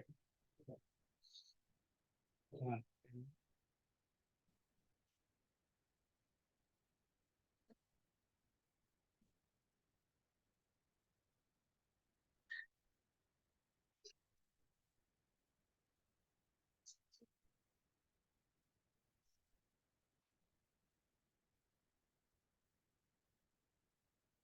Oke, jadi ini tampilan di fitur tadi ya. Jadi di dalam pembuatan SPTPPN itu ada dua step. Ya, pertama kita masuk dulu ke e-faktur desktop. Setelah proses semua di sini selesai, baru kita pindah ke e-faktur web yang basisnya web. Nah, sebelum adanya e-faktur web, semua dilapor di sini. Ya, pembuatan SPT pun di sini, pelaporan juga dari sini. Nah, sekarang dipisah. Jadi di sini fungsinya hanya pembuatan pajak keluaran dan upload pajak masukan aja. Nah, pelaporan dan pembuatan SPT PPN ke web. Oke, jadi langkah pertama, misalkan sekarang kan udah mau akhir bulan Februari ini. Nah, kita masuk ke e-faktur desktop untuk upload pajak masukan. Tuh. Jadi masuk ke e-faktur desktop dulu. Kemudian selanjutnya kita melakukan pengecekan nih. Pajak keluaran yang kita input itu sudah semuanya atau belum. Nah, bagaimana mengeceknya? Kita tinggal mengkomparasi apakah DPP yang di dalam faktur pajak itu, di faktur desktop ini sudah sama dengan total revenue yang kita catat. Kalau belum sama, kita cari tahu dulu kenapa. Kan ternyata ada yang belum diterbitin faktur pajaknya, atau bahkan ada yang belum dicatat sebagai revenue. Itu tinggal disesuaikan. Nah, kemudian kalau udah sama, kita tinggal merekap pajak masukannya. Gitu. Ada dua pilihan. Yang pertama, kita rekapitulasi manual dari soft copy yang kita terima atau hard copy. Atau langkah kita bisa menggunakan namanya menu pre-populated system nih dari sini. Nah, pre-populated data. Nah, di situ terkumpul tuh pajak masukan yang sudah di isu atau diterbitkan oleh lawan transaksi, termasuk PIB-PIB yang ada di database DJBC, Direktorat Bea dan Cukai.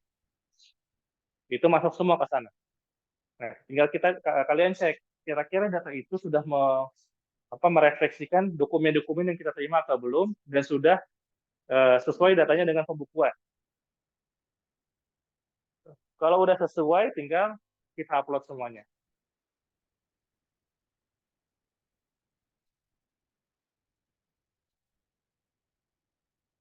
Oh, ini ada ini.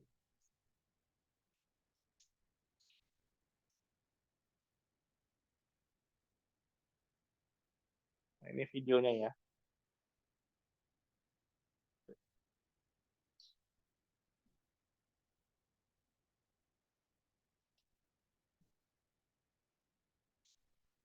Nah, ini tampilan pre-populated data. Jadi ini kan ada ini ya contohnya nih, faktur pajak ini. Nah, ini tanpa kita input itu sudah masuk otomatis sepanjang yang lawan transaksi kita udah melakukan input di faktur yang mereka.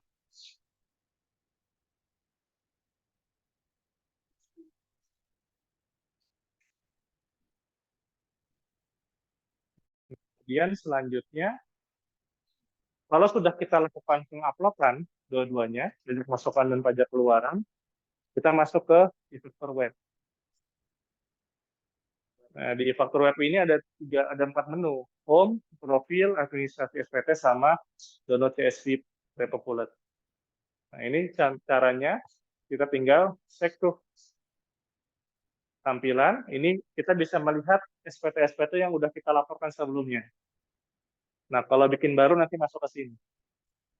Tampilkan posting SPT.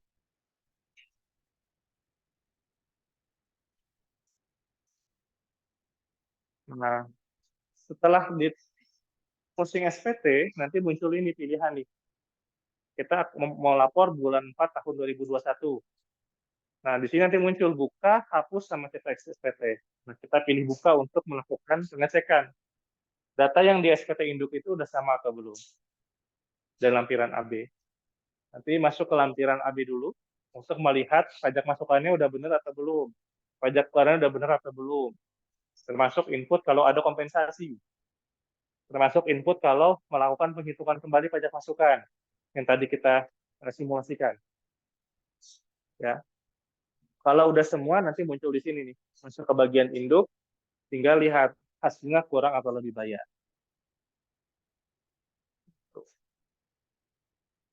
Nah, tadi kan kita berbicara input manual. Ada juga langkah lain, yaitu dengan menggunakan format import. Kenapa ada format import? Ya misalkan transaksinya masih under 50 mah masih gampang. Inputnya nggak capek. Kalau 1.000, 5.000, setiap bulan segitu, rusak laptop itu. Tombolnya kan, tombol kliknya rusak itu. Mouse-nya rusak. Jadi ada mekanisme import untuk pajak keluaran dan pajak masukan. Nah, yang membedakan adalah kalau pajak masukan itu simple. Dia cuman kolomnya sedikit sampai N nih. Jadi cuman kode transaksi dan lain-lainnya sampai dengan jumlah PPN. Kenapa simple? Karena data ini kan sudah diinput sebelumnya sama lawan transaksi. Nah, kita hanya input untuk sekedar keperluan mengkreditkan aja. Jadi data yang dimasukin nggak ribet, nggak banyak. Tapi yang susah adalah pajak keluaran, teman-teman. Nah, ini kolomnya tuh dari A sampai S nih. 19 kolom. Satu faktur isinya 3 ini nih, 3 row. Ini row nomor 4, nomor 5, dan nomor 6. Itu kalau isinya yang nomor ini cuma 2 barang, 2 item. Kalau 100 ya berarti ada 100 tuh. Jadi plus minus memang. Jadi kita hanya memindahkan aja gitu. Yang tadi input manual langsung di sistem, ini input manualnya ke Excel. Gitu. Jadi ini dimudahkan. Kenapa ada format ini? Karena perusahaan-perusahaan yang sudah menggunakan software akuntansi biasanya mereka bisa meng-customize nih. Mereka minta data penjualannya tolong dibikin scorean kayak gini dong, supaya langsung masukin ke pajak infrastrukturnya mereka. Gitu. Jadi ketika yang mereka lakukan adalah input penjualannya dulu di sistem akuntansi, nanti mereka akan membuat format impor ini sendiri, otomatis. Nanti tinggal dicek, kemudian kita melakukan impor manual ke dalam sistem. Itu lebih cepat kalau menggunakan software. Tapi kalau ternyata nanti teman-teman magang atau kerja, nggak ada software-nya juga, ya tinggal pilih mau input manual di fakturnya atau input manual di Excel. Nggak ada pilihan. Nah, cuman dengan menggunakan mekanisme ini, sebenarnya agak lama di awal aja untuk pelajari isi-isiannya.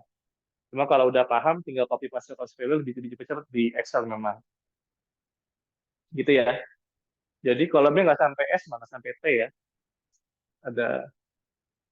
Jadi ini format import pajak keluaran. Nah, ada juga format impor untuk dokumen lain yang dipersamakan. Jadi digunakan untuk SIB, kemudian dokumen lain yang dipersamakan faktur pajak, SSP, PPN, JLN, sama PB. Nah, nomor 3 teman-teman kebayang nggak? Apa sih SSP, PPN, JLN? Jasa luar negeri. Itu digunakannya kayak gimana kira-kira transaksi? Singkatannya benar, jasa luar negeri. Tapi penggunaannya gimana? Contohnya. Oke, oke. Terus, kemudian ada tagihan dari luar negeri ke Indonesia. Ya, kenapa ada JLN tadi? Karena kan PPN itu terutang karena adanya pemanfaatan jasa dari luar daerah pabean ke dalam daerah pabean, gitu. Nah, mekanismenya ini kan terutang PPN kan. Mekanisme PPN-nya bagaimana? Si lawan transaksi kita kan BPLN, dia bukan PKP. Nah, mekanismenya harus setor sendiri, teman-teman. Nah, setor sendiri itu makanya ada yang namanya SSW PPN JLN. Nah, contoh menginputnya, contohnya adalah seperti ini.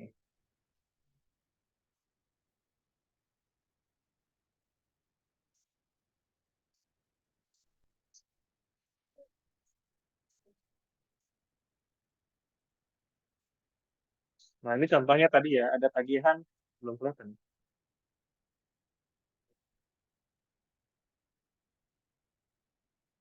Oh, nggak berubah dia.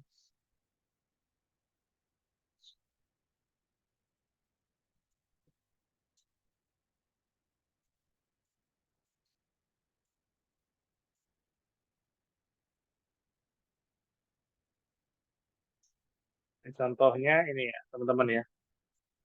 Jadi ini ada debit note atau tagihan dari luar negeri, dari Kakko LTD Jepang. Nilainya 30.000 ke Japanese yen. Nah, manfaatan apa nih? Maintenance charges nih. Berarti si Ako LTD ini melakukan penyerahan jasa maintenance ke PT kita, ke Indonesia. Nah, dia harus, si PT yang di Indonesia ini, karena dia memanfaatkan jasa maintenance tadi, harus melakukan pemonitoran sendiri PPN yang dia manfaatkan. Nah, ini penggunaannya kayak gini. Jadi, ini kan bukti bayarnya, ya. Nah, bukti bayar ini nanti yang diisi NPWP-nya bukan NPWP si PT yang di Indonesia, tapi diisi adalah 0, kemudian kodenya NPWP itu kan kayak gini ya. Ini ada nomor-nomor, kemudian di 096 ini adalah kode KPP, kemudian 000. Jadi yang diinput bukan NPWP dia, tapi NPWP seakan-akan NPWP-nya mereka, lawan transaksi. Nah, kenapa harus input 096? Itu untuk menandakan kantor pajak mana yang menerima sebenarnya. Nah, karena kantor pajaknya dia di 096, kode KPP-nya berarti yang kita input 096. Nah, kalau kode KPP-nya di NPWP itu 01, diisinya 001. Gitu. Jadi dilihat dari NPWP-nya dia. Jadi teman-teman kalau udah punya NPWP tuh, nanti tinggal dilihat nih, kode 6 digit terakhir tuh apa?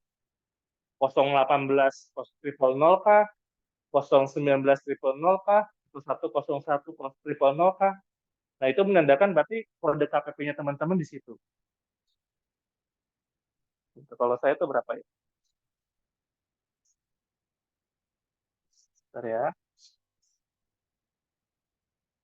Coba cek. Nah, saya 009 000. Nah, berarti kode KPP saya 009. Nanti nggak cari tuh di Google, kode KPP 009 apa, kode KPP 096 itu apa. Jadi kayak gitu. Jadi ini contohnya. Jadi kalau yang udah punya KTP bisa dilihat tuh KPP-nya apa, yang punya NPWP kok KTP ya. Nah, kayak NIK nggak kelihatan sekarang. Cuman kan NIK berlakunya nanti kan, 1 Juli lagi, 1 Juli ya. Jadi kalau saat ini masih berlaku seperti ini. Nah, kalau perusahaan kan sebenarnya tetap nomor NPWP yang dia pakai. Hanya penambahan kode digit atau digit di depan. Jadi kode KPP-nya tetap kelihatan. Nah, tapi kalau orang pribadi itu nggak akan kelihatan karena udah pakai NIK. Nah, ini yang disebut sebagai SSW PPN JLN. Nah, ini bisa kita klaim sebagai pajak masukan, teman-teman. Tinggal kita input, ada namanya NTPN. NTPN itu kode unik yang menjelaskan bahwa pembayaran ini berasal dari kita. Jadi NTPN ini kita menyebutnya namanya BPN ya, BPN 5 negara. BPN 1 dengan BPN kedua, itu NTPN-nya pasti beda, nggak mungkin sama. Walaupun jumlah pajaknya sama ya. Misalkan sama-sama 1.119.000. Nah, nilai NTPN-nya ini beda pasti. Gitu ya. Kemudian nanti tinggal diisi yang perlu diperhatikan selain NPWP adalah akunnya 421 411211 terus 101 atau 102. 101 itu jasa, 102 itu royalti. Kalau 100 itu apa? 100. Pembayaran kurang bayar SPT masa. Ya, kalau yang 100 itu pasti SPT masa. Mau di 21 PPH atau PPN. Kalau 200 itu tahunan biasanya. Kepala 3 biasanya STP atau sanksi. Gitu ya. Jadi ini contohnya untuk apa namanya SSP, PPN, JLN. Nanti tinggal di input nih, PPN JLN tadi masuk ke dalam kategori dokumen yang dipersamakan. Terus, nah di sini kan ada contohnya ya, ini nggak kelihatan.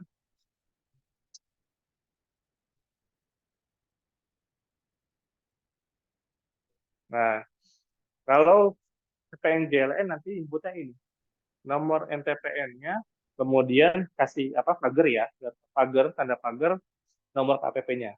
Tadi kan NTPN-nya berapa, kode KPP dia 096, berarti 096. Itu ya, yang harus dilakukan. Tadinya itu nggak perlu kita input kode KPP.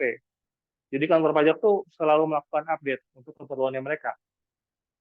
Nanti tinggal teman-teman scan recheck aja setiap regulasi itu. Jadi kalau nanti udah lulus, ada grup angkatan kan, nah itu biasanya sering tukar informasi tuh. Ini ada update atau grup alumni yang satu pihak misalkan, nah, itu biasanya sering ada informasi.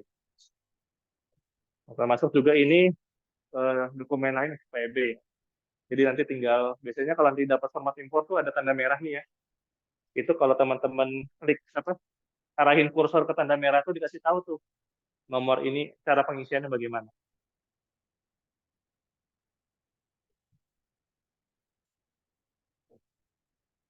Nah, kemudian ini tes itu saat ini ya. Jadi yang tadi saya jelaskan adalah eh, sering kantor pajak tuh selalu melakukan update lah, sesuai sama kebutuhannya mereka. Jadi yang tadinya eh, laporan manual dirubah ke ISPT, ISPT dirubah ke DJP, faktur ini, kemudian pelaporan yang pindah ke WebGes itu keperluannya semata-mata dari kantor pajak. Gitu karena bagi WP nggak ada perubahan kemudahannya, semata-mata kemudahannya bagi mereka untuk pengolahan data mereka. Nah, termasuk yang di poin nomor 2 adanya penambahan NTPN dan juga kode KTP tadi. Terus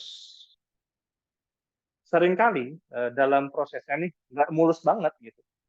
Teman-teman tuh ngerasa udah bener inputnya, udah bisa masuk, kok nggak bisa diupload. Jangan kaget, sistem kantor pajak kayak gitu. Ini kita baru ngomongin e-faktur, nanti belum ibu pot. Nanti mungkin teman-teman yang ngajar berikutnya akan cerita, akan sharing permasalahannya bagaimana di lapangan. Jadi di e-faktur itu sering. Makanya diusahakan jangan menerbitkan faktur pajak atau dokumen perpajakan tuh mepet sama due date. Ya, itu kunci kalau kita mau menggunakan sistem yang disediakan sama kantor pajak. Nah, kemudian yang kedua adalah uh, terkait pembatalan faktur, itu teman-teman nggak bisa asal juga. Jadi, kalau batal faktur itu benar-benar memang udah 100.000%, memang transaksinya batal. Karena ketika itu dibatalkan dan ternyata transaksinya real, itu nggak bisa lagi teman-teman input. Jadi mau dipajak keluaran atau pajak masukan, itu perlu diperhatikan. Jadi mungkin kalau kan dulu ketika saya ikut sosialisasi ya, orang yang sosialisasi kan muslim, bilangnya gini, ini ibaratnya kalau muslim itu makan babi. Kalau nggak urgent, nggak ada keperluan hidup dan mati, nggak boleh makan babi. Sama kayak gitu. perumpamaannya seperti itu ya. Jadi jangan sampai gitu ngebatalin karena memang benar udah benar-benar pasti batal. Jadi baru dibatalin kan karena ada uzurnya gitu ya yang perlu diperhatikan. Jadi bisa dibilang kayak ketika nanti masuk ke sistem ini batal nih, jangan langsung batalin. Disuruh batalin sama atasan minta dokumennya dulu, mana dokumen pembatalannya. Nah, karena yang nanti disalahin teman-teman siapa? Karena kan yang melakukan pembatalan perekapan itu akan terekam di sini. Misalkan nanti teman-teman masuk nih bikin akun, nama saya namanya Rido, yang merekam si A. Kemudian atasan saya nyuruh aku dibatalin dong, transaksinya batal atau pajak masukannya batal. Saya batalin. Terekam namanya Rido di situ. Karena saya login sebagai Rido. Dan tanggalnya juga kelihatan kapan kita batalin. Jadi even misalkan saya login atas nama user umum ya, kan bisa di-trace yang nge-trace yang login tanggal hari ini siapa. Kok main batal-batalin faktur? Ya, atasan kita bisa jadi lupa. Atau klien bisa jadi lupa kalau teman-teman di konsultan. Jadi itu yang perlu diperhatikan. Jadi semua yang berkaitan dengan pembatalan di sistem kantor pajak itu harus hati-hati. Sampai benar-benar dapat evidence yang cukup, dan teman-teman sudah melakukan konfirmasi 2 atau 3 kali, baru bisa dilakukan. Ya, terakhir ini nih, yang menarik nih, yang nomor 6. Batas waktu upload faktur pajak keluaran maksimal tanggal 15 bulan berikutnya.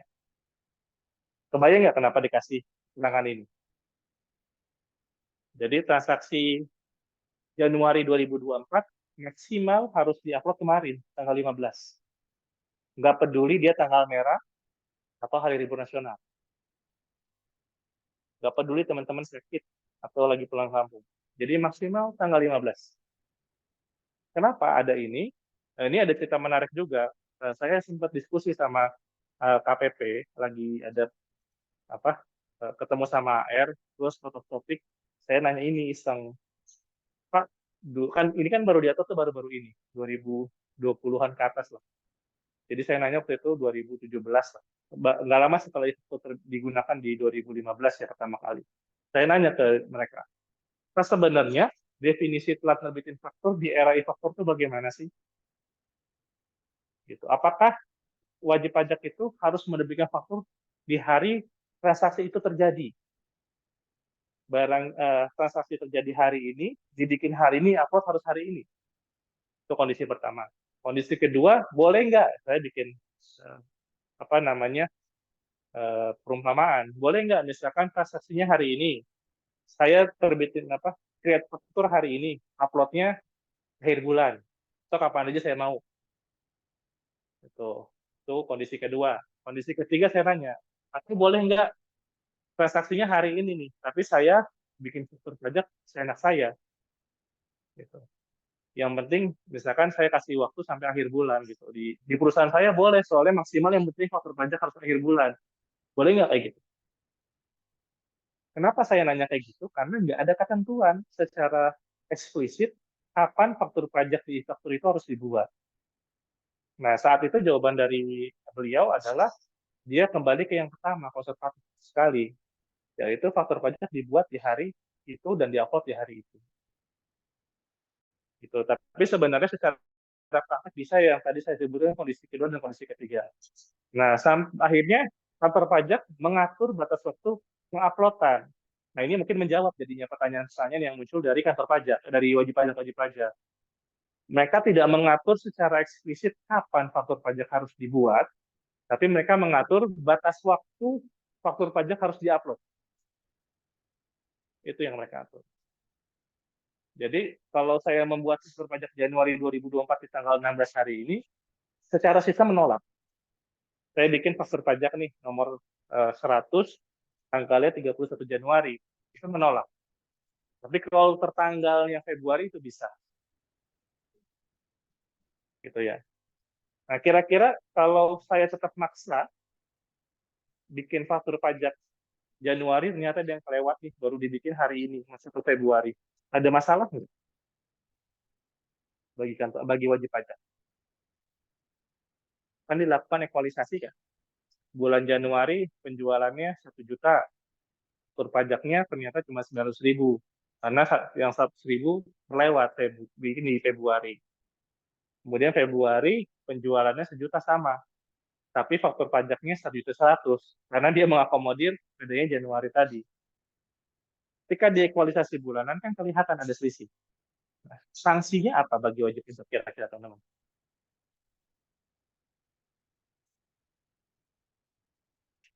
Ada nggak? Kebayang nggak sanksinya apa? Denda, dendanya denda apa? Ya betul. Nggak mungkin pakai barang ya, kecuali surat paksa. Ya. Betul denda uang. Nilainya berapa? Kan sanksi banyak kan? Ada yang sekian persen kali sekian bulan, ada yang mana, dan sanksinya apa kira-kira? Hmm? Bunganya berapa? 2%. 2% masih ada nggak kira-kira? Nggak ada. Jadi sanksinya apa? Ya, enggak. Itu kalau hasilnya kurang bayar. Ya, tapi kalau ada sanksi satu lagi yang teman-teman perlu khawatirkan, yaitu 1% dikali DPP. Kenapa? Karena dianggap telat nerbitin faktur pajak tadi. Dengan adanya ekualisasi bulanan yang dilakukan sama kantor pajak, kan kelihatan, oh bulan Februari faktur pajaknya nilai penyerahannya lebih tinggi dibanding di pembukuan. Berarti ada telah terbitin faktur nilainya sama kok, selisihnya sama yang Januari. Nah nilainya 1% dikali DPP. 1% seakan-akan kecil. Tapi kalau DPP-nya 100 miliar, 500 miliar, atau 10 M, itu berapa 1%? 1 juta. 100 M, 1 miliar. Gitu. Jadi kalau teman-teman ternyata membuat kesalahan tadi, dan teman-teman disuruh bayar sanksinya, harus kerja berapa tahun? Nggak lunas sampai pensiun itu mungkin kalau 1 M. Jadi hati-hati. Jadi seakan-akan 1% dikali DPP. Ya kalau nilainya kecil. Kalau nilai 100.000 kan teman-teman meram juga mungkin bayar lah gampang. DPP-nya 10 juta, 100 juta kan, 1 juta bagi teman-teman lumayan, gitu itu lumayan dong. Daripada bayar 1 juta buat sanksi dengan buat makan kan tuh betul. Nonton konser, ya kan? Dengan buat yang lain. Melihat healing-healing. Kerja ada buat bayar sanksi. Jadi itu yang perlu diperhatikan. Jadi pajak itu angkanya kecil, cuma berefek ketika yang dikalinya itu besar. Jadi itu yang harus teman-teman perlu perhatikan. Itu ketika kondisinya uh, masih berdekatan. Nah, case-nya kalau misalkan sekarang Februari, saya lupa nih, ternyata ada faktur pajak Februari yang belum saya terbitin. Nah, di saat itu udah bulan November, misalkan jauh nih, 2024. Kita sepakat tadi ada sanksi kan? Ada sanksi lain nggak kira-kira? Ada efek pajak lain nggak bagi pembeli atau penjual? Apakah sanksinya cuma 1% dikali DPP itu? Atau ada lagi nggak?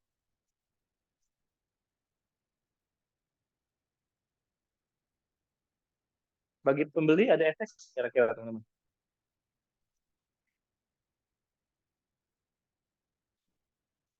Apapun jawaban. Iya. Jadi transaksinya realnya Februari, faktur pajaknya karena lupa baru diterbitkan November. Jadi telat 9 atau 10 bulan ya. Karena dasarnya apa dasar hukumnya? Apa? Karena faktur pajaknya ada. Jadi transaksinya Februari nih. Skip ya. Ternyata sih saya skip lah gitu. Terus di komplain sama customer, ini pembelian ini kok nggak ada faktur pajaknya. Oh iya, ya udah saya terbitin deh faktur pajak saat itu di bulan November. Jadi kita berandai saat hari ini bulan November nih. Saya di remind faktur pajak yang bulan Februari kok nggak ada. Gitu. Oh iya lupa. Ya udah saya terbitin di November ya 2024 di hari ini. Kira-kira bisa diterbitin bisa. Nah, ada efeknya nggak bagi pembeli? Kira-kira ada efeknya nggak? Iya. Kenapa nggak bisa dikreditkan? Iya. Gimana ya? Ada jawaban? Masa pengkreditan berapa lama? 3 bulan. Betul. Jadi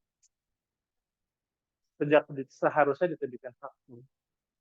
Faktur pajak itu harusnya diterbitkan kapan? Februari. Berarti ketika diterbitkan November, telat nggak? Sudah lebih dari 3 bulan.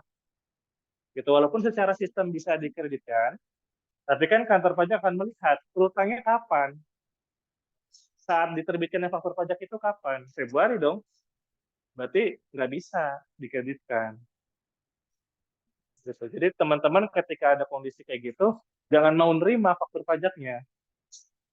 Gitu. Kenapa? Karena tadi nggak bisa nerbitin apa? Faktur pajak kan nggak bisa kreditin. Teman-teman bayar PPN tujuannya buat apa? Dikreditin. Jadi gimana caranya gitu supaya eh, kita apa namanya eh, gitu apa supaya kita nggak bermasalah. Ya udah kita bayar tanpa pajak masukan.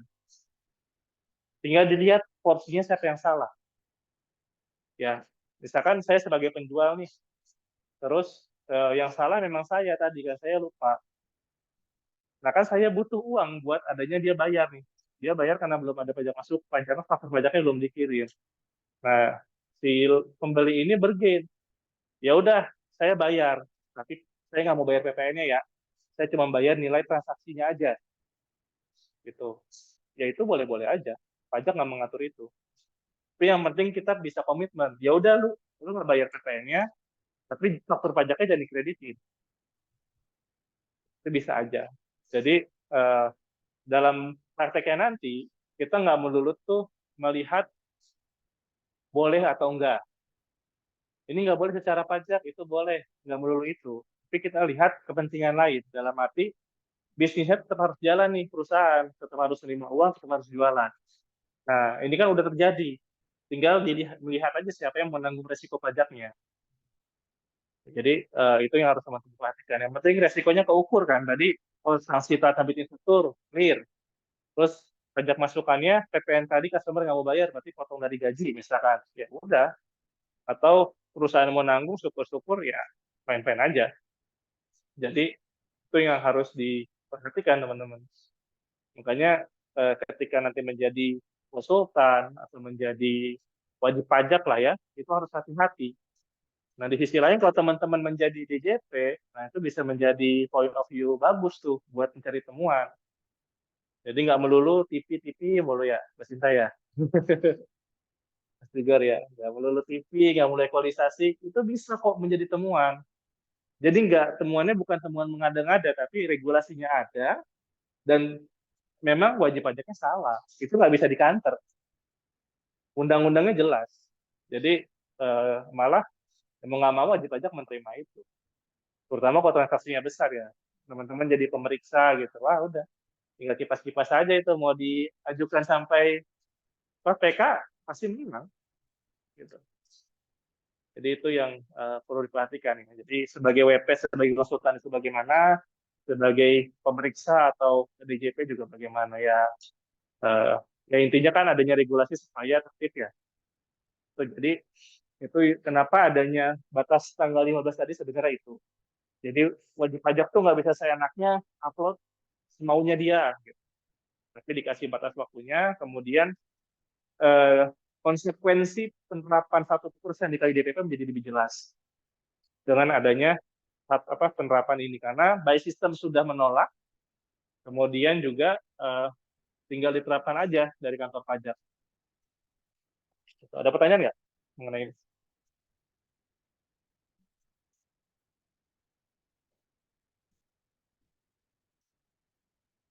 Ya, nanti ini SPTPPN ya, contohnya itu paling. Dari Mbak Sinta ada tambahan Mbak Sinta? Udah ya? Nota retur yang udah tadi sih Mbak. Itu ya. Jadi itu ya untuk materi hari ini ya. Ada pertanyaan kah teman-teman?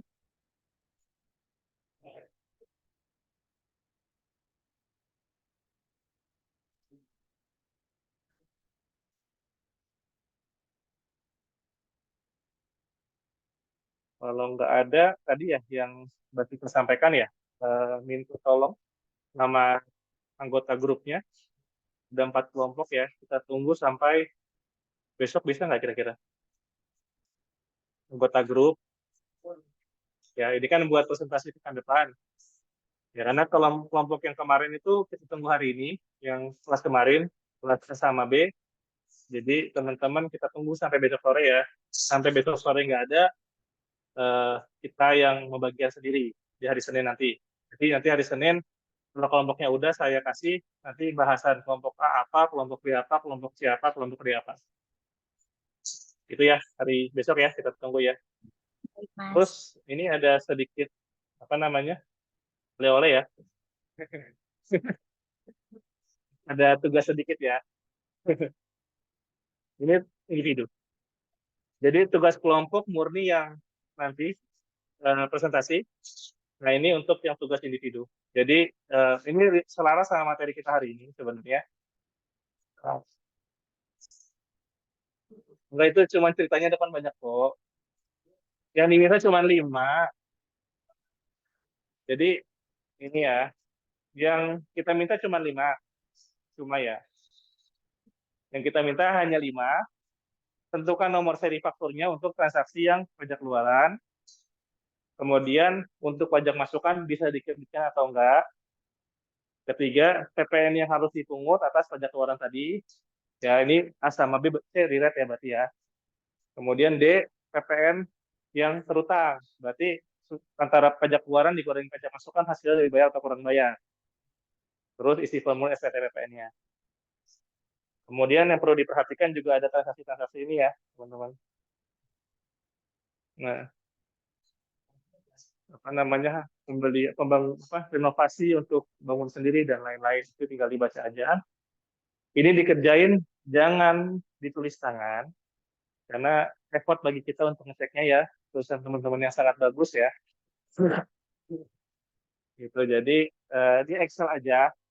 Nanti saya kirim juga form SPT-nya nih teman-teman tinggal nambahin coret-coretannya sendiri terserah teman-teman. Terus dikumpulkan ya H-1 sebelum pekan depan. Jadi pekan depan minta pengajar berikutnya untuk bahas ini. Ya, besok Mas, output. Mas Oh, untuk ada teman saya. Oh, gimana? Ada yang nanya nih. Gimana? soalnya nanti boleh minta juga ya, Mas. Ya, nanti kita share. Saya share paling lambat besok ya, atau Oke. malam ini. Ya. Baik, terima Saya kasih, Mas. lagi minta pesan saya untuk tim saya untuk ngecek lagi soalnya takut ada yang salah. Baik, Mas. Ya, jadi ini dikerjakan individu, tapi kalau mau nyontek jangan copy paste ya. Effort sedikit dengan mengetik ulang jawaban temennya. Gitu. Jadi kalau mau nyontek effort juga gitu ya. Jadi untuk ini sifatnya individu menambah nilai individu. Cuman untuk presentasi kelompok nanti kan dibagi sekitar 9 sampai 12 orang mungkin ya terserah teman-teman. Yang nanti kalau ada temennya yang nggak berkontribusi, nggak usah dimasukin namanya, ya. Jadi ditinggal aja misalkan saya nih nggak berkontribusi, nggak usah dimasukin, nggak usah nggak enakan. Gitu. Jadi menghargai teman-teman yang kerja juga. Terus presentasi pekan depan semuanya offline ya. Jadi untuk teman-teman yang hari ini online dan masih di kampungnya merantau kembali ke Depok, dimohon ya. Jadi atau yang di sekitaran Jakarta minggu depan diluangkan waktu untuk kembali ke kampus. Jadi supaya nanti teman-teman bisa dapetin belajarlah dari materi yang lain. Terus juga untuk presentasi pekan depan, kalau teman-teman sepakat nggak harus semuanya nggak masalah untuk presentasi. Ya misalkan dari 10 orang yang presentasi cuma 5 orang nih, karena yang saya jadi poin adalah teman-teman tuh ngajarin ke teman-teman yang lain.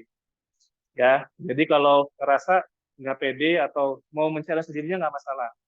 Tapi dipastikan teman-teman menguasai materi yang akan disampaikan. Gitu ya. Pembagian nilai sama. Ya nanti ada lebih-lebih dikit lah mungkin kalau mau. Nanti kita bahas ya, Bu Cinta ya.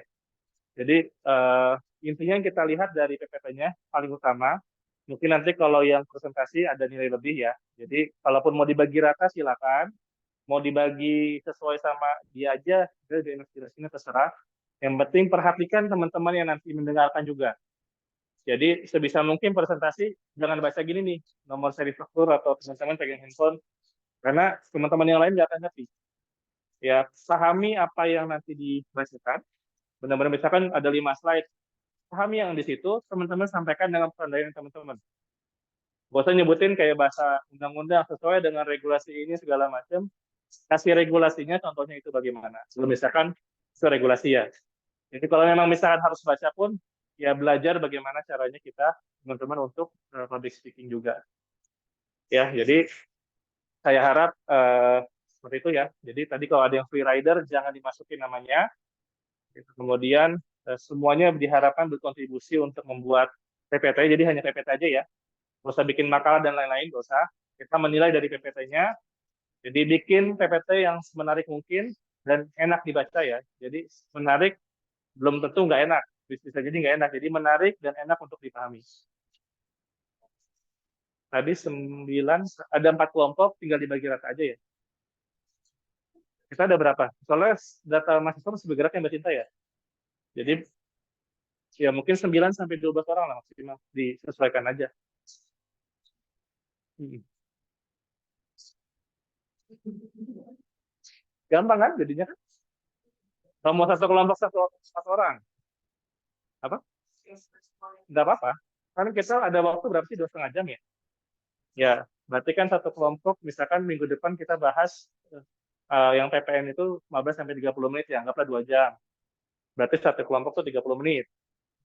Ya, jadi nggak usah semuanya disampaikan aja gitu. Jadi apa yang menurut teman-teman bagi-bagi. Terus makanya tadi kalau teman-teman baca saya tuh nggak bakal kerja setengah jam. Setengah jam ada 10 orang, susah. Jadi minggu depan nanti saya coba bilang 15 menit kita bahas yang teman-teman bahas yang tugas. Setelah itu presentasi 30 menit sampai 35 menit lah. Kemudian tanya jawab nanti supaya proses diskusi. Jadi nggak usah melulu baca slide. Kalau baca slide itu bakal lama, sejam sendiri satu kelompok. Pengalaman semester lalu tahun lalu gitu soalnya. Jadi kayak tadi saya bilang, pahami apa yang disampaikan, kemudian nggak usah baca. Jadi nanti kan teman-teman bisa baca sendiri tuh di slide. Intinya dari slide itu apa, teman-teman utarakan aja. Ya, jadi ya mungkin agak berbeda dari presentasi yang lain.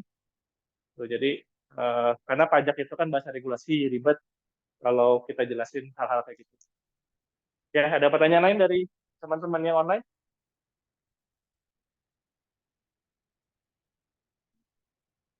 Ada pertanyaan lain? Nanti ya mungkin saya share soal ini satu grup ya untuk 4 kelas kan ya? Iya, betul. Ya. Ini satu grup, teman-teman satu grup untuk 4 kelas kan ya? Nanti mungkin malam ini ya kita share soal tugas TPN-nya. Mas, ini maaf, saya izin konfirmasi ulang buat tadi top materi yang dipresentasiin untuk kelompok itu kita kasih dulu kelompoknya baru nanti materinya kan ya, Mas? Betul. Jadi tadi ada yang nanya ya, apa namanya materinya itu disampaikan gimana ya? Kelompok dulu teman-teman kasih ke kita, baru kita kasih materinya. Baik. Ya, Ya. karena kan materinya ada PPH 21, PPH 22, PPH 23, PPH 26, PPH 42 sama PPH 15. Nah, kita kan bagi menjadi 4 kelompok. Jadi kita coba cek supaya pembagiannya sama. Gitu. Jadi nggak mungkin saya gabung PPH 21 sama PPH 22. Itu anaknya udah banyak banget tuh masing-masing. Jadi mungkin nanti ada yang dapat 23 sama 26 atau 23 4 S2 sampai bagian mana gitu. Jadi hal kayak gitu. Ya, clear ya, teman-teman ya. Oke, baik. Untuk yang offline jangan pada menghilang dulu. Saya mau screen capture sebentar ya. Sebelum saya tutup. Ini kelas apa, maaf? B, C ya? Iya. Fiscal channels. Oke, thank you. Satu lagi.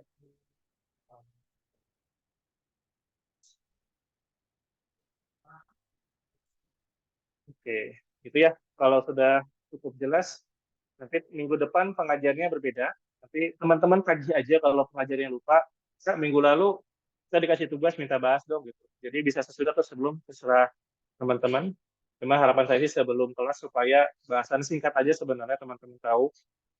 Nanti tolong dikerjakan dua oleh-oleh tadi ya, PPN dan juga tugas kelompok. Kita tunggu kelompoknya sampai dengan besok sore sebelum jam 6. Sebelum kalau besok nggak ngasih, kita tentukan sendiri. Ya, jadi jangan ngambek ya untuk kita tentukan. Atau teman-teman yang semisal nanti belum hadir atau tidak masuk, ya nanti kita nentuin pick-nya masuk yang mana. Jadi saling peduli lah dengan teman-teman yang lain. Jadi nanti tolong cek lagi. Paling itu tambahan dari saya. Terima kasih ya atas waktunya ya teman-teman yang hadir offline dan juga online. Mudah-mudahan sharing kita bermanfaat ya. Mohon maaf juga atas kesalahan penyampaian dalam pelajaran hari ini. Terima kasih. Saya tutup. Selamat sore. Assalamualaikum warahmatullahi wabarakatuh. Ya, Banyak, Mas. thank you.